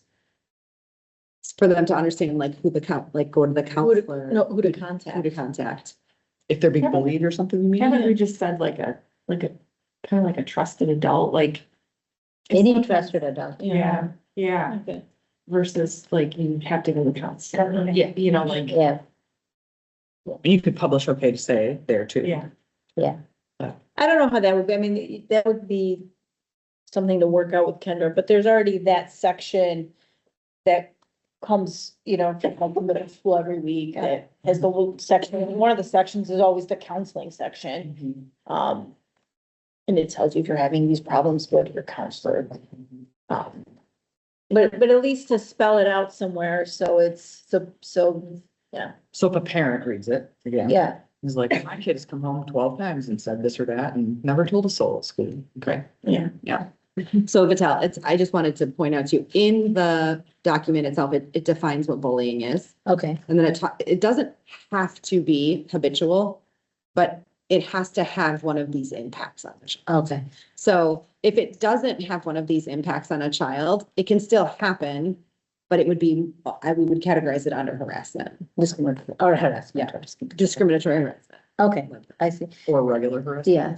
No, it's not necessarily covered here, and I think this is more students, but the Tappan group wanted more like training and reminders for our staff to be like consistent and follow through and do all of that. Would that be in a separate Yeah, so this document, it has nothing to do with the professional Right. development for staff, and really, very honestly, this document is mostly used with students and administrators and Correct. not staff. Correct. Staff aren't going into here and assigning these things. Right. But knowledge and awareness is super important. And Mm-hmm. so as we adopt a new document, and I shared with you a little bit of the work, but the first step is to align our power school codes so that we have those things that are there. But then the next step is to work on an internal range finding document. So we come together, our assistant principals come together monthly and we work through problems of practice. And oftentimes we're talking about when this happens, what do we do? Because it can't be it shouldn't be a different set of outcomes in one high school or the other, one middle school or the other. So doing that kind of range finding with our administrators, the goal would be to do that over the summer. And then in the fall, they should be able to present to their staffs. We have a new code of conduct. Here's what our goals are from it. Here are the things you need to know, so that they just have kind of a state of the discipline understanding that they're building. Okay, and also follow through. One of the things that they always said is, you may have done something, but we have no idea, we're told, I mean, it kind of like that. That, it almost felt like it felt on deaf ears, kind of what they were saying. But we probably did a lot in our administration side, which I don't know. Is Yeah, that what you're I doing? think the nicest part of, one of the benefits of technology, though there's many drawbacks, is that all of these things should be entered into our discipline system, and a teacher should be able to see that. So teachers should be able to see that or ask, hey, I sent Christine down, what happened? Yeah. Okay, let's pull that up. We can show you right away. Because then it validates what we're telling parents, like, tell your kid to tell a trusted adult, and if the trusted adult is the teacher, then the teacher has the information and knowledge of what to do Knowledge. next. Okay. Thank you. I had a question about, in the code of conduct, talk about attendance procedures specifically, since I know we're working on chronic absenteeism. The elementary section particularly was like elementaries will develop. It seems like that should be something that's in there, like solid, like versus, so it's not, doesn't seem or feel different school to school. Like, how the middle school and high school is like, this is how it is, and it's very clear for all the buildings. The elementary was real broad. I feel like that should be tighter. Because that's the foundation of teaching families about truancy. Because that's when you catch them, when they're little and you're like, hey, you've missed a lot of school. That's something that we can definitely work on as we go into the summer and into next year, and then we can put it in there. Since it's gonna not be a pretty book. That's right. You can go right in. Okay, good. Under due process, this is just, I didn't know what it meant. It says decision by superior administrator or the Board of Education. Can you tell us what that means? Since we haven't, so far as I can tell, been involved in discipline before. So it might need to come out. Okay. Nancy, have you ever been involved in a student disciplinary issue? No, and, it really has been the practice of this board. At least for as long as I've been on, is to basically say that, we defer that to the. An appeal to the board. Yeah, But there is a process to appeal to the board. We've Yes, just there- never, yeah, we've never. Okay. Never had that. Only for expulsion. I was gonna say, it's Only for permanent expulsion. should that be in the code of conduct? For permanent expulsion. It said superintendent is the highest level of appeal. Yes. And that was a question. And that is too. in alignment with our board policy. Yeah. So that Which is then that fine, was because drafted to now they alignment don't with have our that. board, our board policy. But stuff you with- may hear as you meet with other board members, like, Right. I got the Berkeley guys, they, Meet for everything. yeah, I mean, they could tell you every student that had disciplinary action in their school district, but they're a very small school district. Right. I mean, I don't think we should be involved. I think it should be an administrative thing, but getting a report at the end of the year, just to Yeah. see how things are, would be a good thing. Yes. So I updated that sentence, so it just ends with a decision by a superior administrator, and what it means is when a student gets in trouble, there are so many different kinds of trouble, but there could be a kind of trouble that there could be a kind of trouble where you could come back to school pending the outcome of your discipline, because your trouble is not gonna cause, it's not gonna cause a problem in school. Yeah.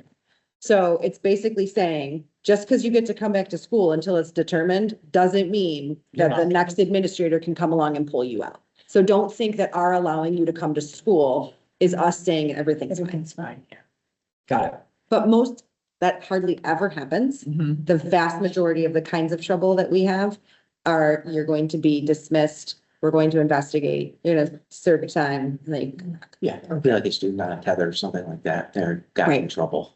They're Right. still allowed to be in school, but depending the outcome of that situation, you could be removed. how the. I mean, it could happen. All right, anything else on code of conduct? Good job. I think it's crisp, like it's much more, Yeah, usable friendly. yes. I think for parents and for Yeah, yep. administrators, Mhm. so, okay, good. Yeah, can you tell they did a lot of, I mean, a lot of this looks like board policy. Yeah, so I'm really grateful that they have that. It makes Yeah. it so much better for all of us that it's all aligned, so. Okay, so then next, can I transition to the, student or the athletic handbook? So the athletic handbook, last updated in 2015 by Mike Jolly, so quite a while ago. They renamed it from, it used to say athletic code of conduct to athletic handbook, so there wasn't confusion between the two documents. It has since been aligned to the MHSAA rules and guidelines. It has been aligned to our board policies. It reflects our district vision and values. We have clarity of expectations. It's got some new sections in it. Specifically, the sections that it has that are new are the high school NIL, student athlete disciplinary framework, and our season's expectations. Matt also worked with more than 50 folks, including some student athletes, coaches, parents, athletic coordinators, and building admin to work through this document. Again, because it's going to be fluid and a posted document, we're hoping to annually be able to update it. So future anticipated work is updating the CAP Pact, which is the Coach Athlete Parent Pact. That's next year's work. And then development of additional guidelines specific to middle school sports. So we have high school sports in here. So this was a huge lift, this document. And I think does a really nice job. So I don't know what questions you have.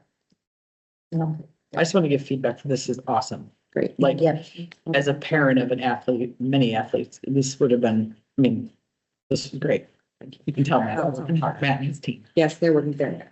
Do the athletes have to sign off on this one too? Yes. So they sign off on this through final forms Okay. when they're. When they do it, that's right.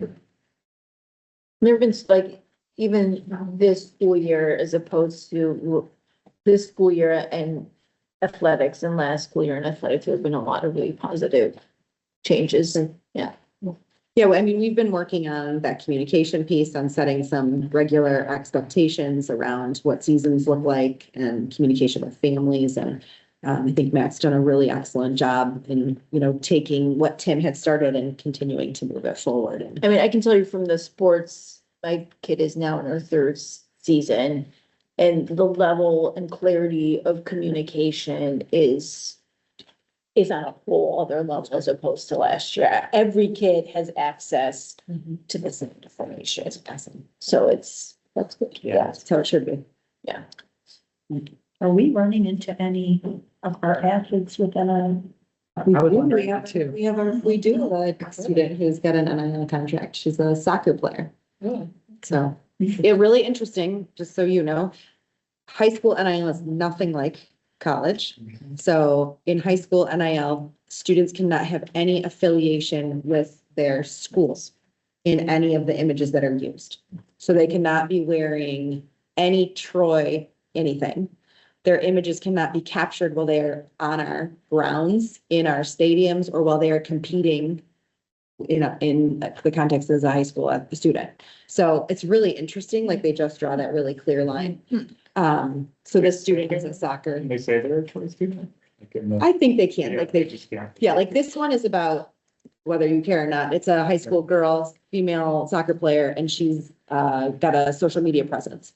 And so this organization is paying for her to promote some of their wear, some of their fit. And when she gets X number of followers, she gets an extra amount. And she has to post a certain number of times a week and she gets paid and off she goes. And in her photos, it's just like her. It's just her in that gear. outfit. That gear. Yeah, that gear. at her home or in some other park. It's not ours. Gotta give the girl credit. That's for school district. Yeah, it's great. Good for her. Secretly proud it's a girl. Me too. Cool. Husband, yeah. It's a. All right, any other questions about? No, athletic I'm games? good. I wanted to be. So these are documents that we would then, you will vote officially for at the next board meeting, and then we will use them for the 26-27 school year. So they will start next school year. Okay, good. Okay. Great, thank you. Appreciate it. All right, thank you so much, Christine. Through those, read through the Policies. policies. As well, not, this is quick. Dan Yeah, had done it's kind of a summary. okay. The first, you guys want to read through or? Look at it. I put together, always, seeing it out over there. The summaries that I will, Facility dogs. so here. Okay. There's just those two short ones, right? That's it. A lot of them are just minor wording tweaks, so I'll have Judy upload.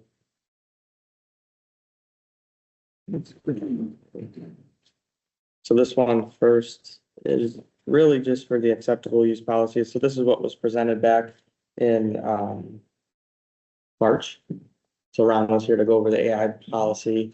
So this is strictly the policy section, so it's really just adding a brief section to the acceptable use policy that states that we'll develop AR regulations or administrative regulations pertaining to artificial intelligence. So Ron had gone over the entire AR that will be tweaked, so that'll be inserted in conjunction with this. But from a policy perspective, this is the only language added.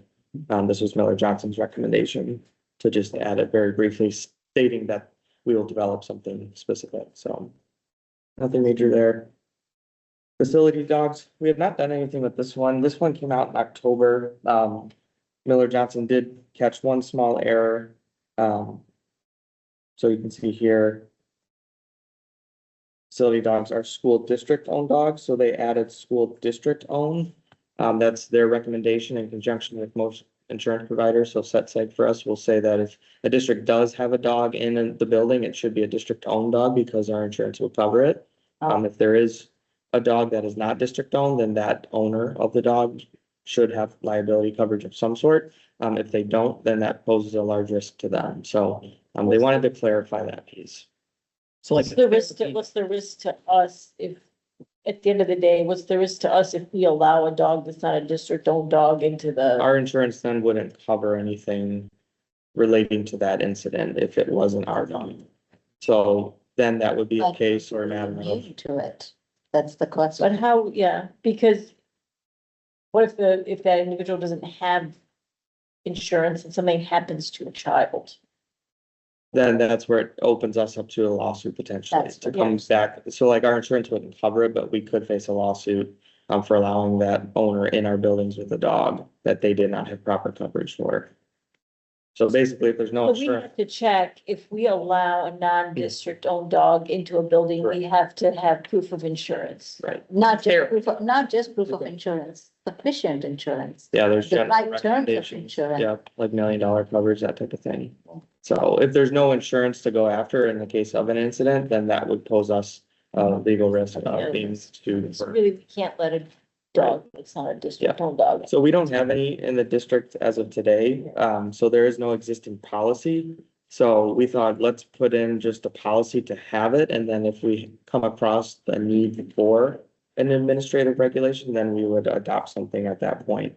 And then institute it. And there's frameworks out there for us if we need to, but.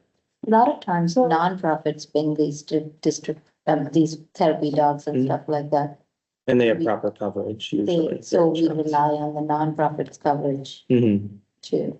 right. So we don't have any staff that is currently bringing their dog, a licensed therapy dog, with their own insurance in the district? I'm not aware of any staff. I know we do have third-party companies from time to time.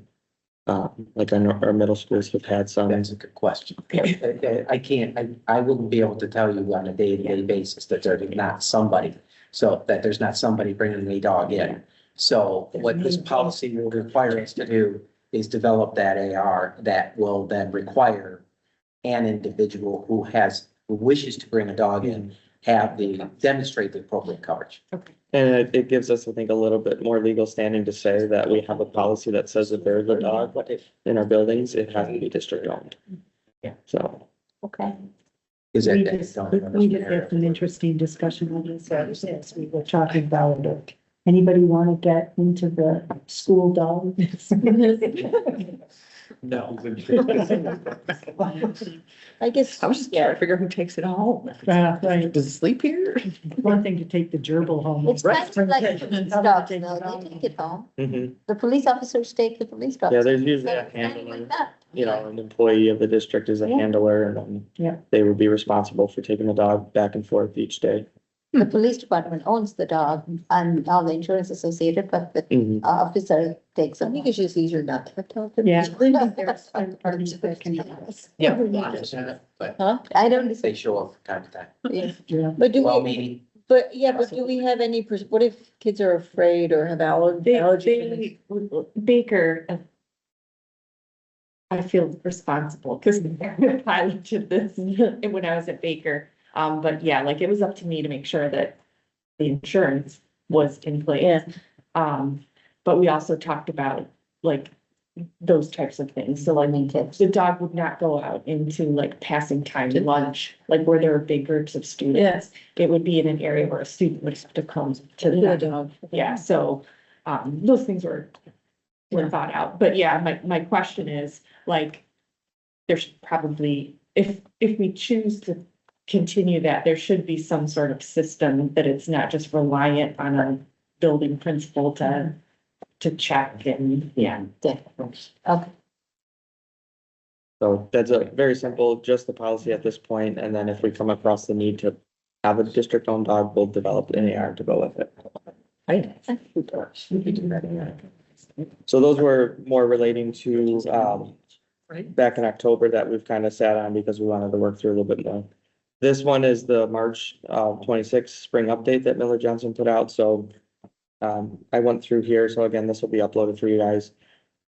But essentially what this is in compliance with section 164K, there's certain requirements that we have about from a transparency perspective. So this one just addresses our student surveys policy and updates it to be compliant with the new state law.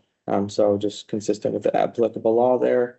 And then they do just allude to which MCL that does relate to and just ensuring that we're posting the proper surveys that are mandatory to post. And that we will comply with FERPA and that kind of thing with it too. So pretty boilerplate language, but again, it just helps us make sure we're in compliance and have official board policy. And then this one relates to NIL, particularly for MHSAA. So really what it's doing is just making sure that regardless of any of those activities, that the student is still abiding by board policy and student code of conduct. So it's just giving you a little bit more legal standing as that becomes more prevalent in our schools.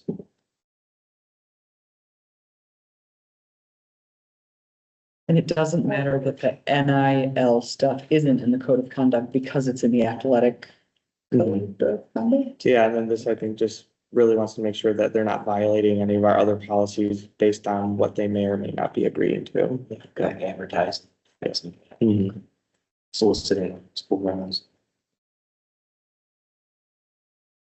That was one of the ones there, and then the bigger one is the new wireless communication device policy. So essentially what we put out at the beginning of the school year mirrored more or less what the state had officially adopted. So all this is doing is essentially inserting the state law language into our actual policy. And then we will have a corresponding AR, which essentially will be mirrored with what was sent out back in the fall. So all of what we sent out was compliant with what the state ultimately decided. So why are you doing that? I thought we don't repeat the state and federal laws in our policies, and our policy are just in addition to those laws. Why are we repeating it here? They tell you. Oh, they tell you They tell that you you have to. I was gonna say, when you see these policies, that are really long and they have, instruction means this, whatever, it's mandated by the state. Okay, the state requires you to have a policy that states that Not only the policy, they require they have the the policy language. written. Yes, okay, I see. Yes. So we can't just say state law this, we'll Right. follow, okay. Yeah, and then this one, I think, because they want it explicitly written, but then we can have an administrative regulation that might expand upon in certain areas. Like it's up to schools to ultimately decide if you want to allow it in between class periods in the hallways or at lunches, which we did in our original communication, so. So then again, down here, it just gets into some of the prohibited devices and when and certain exemptions, obviously, that we alluded to in our original email, so. No surprises on this one. And then now that they wanted to clarify wireless communication devices instead of personal electronic devices, because you don't need a cable to communicate with it anymore. Yeah. And then again, another 164K item. So this one just talks about the curriculum, whether or not it's on the state evidence-based list by the end of September. So again, just making sure that our board policy is compliant with that. And then this one, purchasing was just a simple typo. Statutes was spelled wrong in the previous Miller-Johnson recommendation, so we'll correct that. Should check to see if ours was wrong, but this one, I already went over it, but that was omitted from the original one back in October, so they thought that it should say school district owned, so we'll submit the policy for that to include essentially that little paragraph. And then record retention, so there's nothing in our current goal policy that talks about record retention, so I think again, in an effort to be transparent across the state, Miller-Johnson's recommending that districts insert this in to basically say that we abide by the state record retention policy, so every department in the district has their specific page of what do they have to keep, how long, and then we scan and shred and all that, so this just kind of holds us. This is physical records or electronic records? The state doesn't, as part of this, the state doesn't dictate whether it's physical or electronic. They just state what you have to retain and how long. They don't actually state the format of retaining. So most districts now are starting to scan, shred, and then keep them backed up on servers, yep. And then advertising policy, this one's pretty straightforward, just a slight modification to include commercial advertisements. So, but they didn't want to limit it to just those types of advertisements, so just more clarification. And then this one, Kendra's team's been hard at work at making sure our website's up to ADA compliance, so there's some new regulations coming out at the federal level. So we've been working hard and working with some outside organizations to make sure our websites are up to full ADA compliance. I know we just got cleared through the state with all of our websites being up to date now. So this one is really just making sure that our policy is reflecting not just websites, but any digital content, because everything we offer now is in a digital format for the most part. So making sure all these various formats or digital platforms, I should say, have fully ADA accessible options. So this is just updating the policy to reflect those new standards. And that was the last of them then. So it's pretty straightforward. If there's no changes desired, then we'll post these up on board docs and then. Okay, so this is our first reading, and then at the meeting, our meeting will be our second and adoption. Yeah.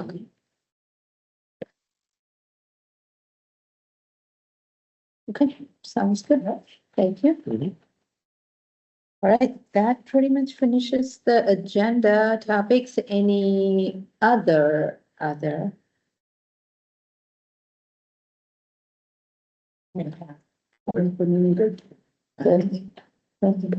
Good.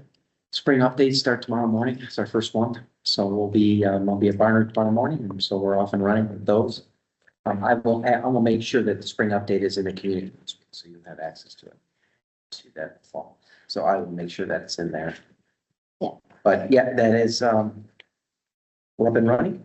On that, we are rescheduling, we were gonna do ribbon cutting for, the baseball softball field at Athens. That had to be rescheduled, so, I think it's gonna be April 16th, so Kendra will send something out if anyone is interested in attending. I'm pretty sure it'll be April 16th at 3:30. Weather permitting. Hopefully It might be 80, no. it might be 30. It might be it might be wet, it might be- Yeah. Ribbon cutting. Oh. Baseball softball field. All right.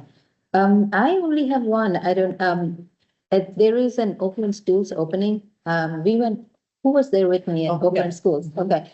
There's an opening for their Oakland Schools Board elections and the election time is very tight timeline. How many of you got an email from Mr. Gary Hobb? Okay, so you all got the email. So, the timeline is probably, is very tight. I believe they said something about April 1st week, the candidate announcements will go in, and April 2nd or 3rd week, they need to. It's a very tight timeline. I don't remember the exact date. So we need to vote, so we can just, We need to do that at the April meeting. they may have to. I will check the dates and get back to you, so. They'll send something out to Judy, so. Yeah. Well, yeah, depending on, what the candidates. agenda is, because we could, we might have to do a special meeting before the workshop If we can't wait for the 20, or. no, we have a No, we meeting. have a meeting on the 16th. We have a meeting on the 16th, so Yeah. I So will if find we out the don't- timing. yeah. I will find out when we need to vote by so that we can get the vote in. Actually, I think we need to send a candidate to vote there as one of our board reps. I remember that. Yeah, they said about canceling, but it's the same day we have a meeting. Yeah. It's our May. Oh. Okay. Gotcha. Yeah, so I know will, what that meant. I will check and get all the information, but we need to decide and then identify a board member to represent us and vote for us there at the. So is it like a roll call vote or? There, no, you go and you put your ballot in there, in person. I just do that. Yeah, you did that, remember? Were you comfortable? So We all decide and we decide on a candidate and our representative will go in person and vote secret ballot. Because otherwise, if we vote by mail, it'll be fraudulent. How do we vote secret ballot when we have to like formally vote at our meeting? Vote formally? No, Right, right? It sounds like- Just bleep it out on the recording. Gotcha. It's probably something the state's making us do. Okay, anyway, so this is something that we may have to decide in our April meeting. I will find out the timings and we'll discuss at the April, we may put on the April meeting agenda. Are we all good then? We're good. Anything else? Okay, well, we can adjourn the meeting at 9:42. Appreciate it. Appreciate, thank you so much.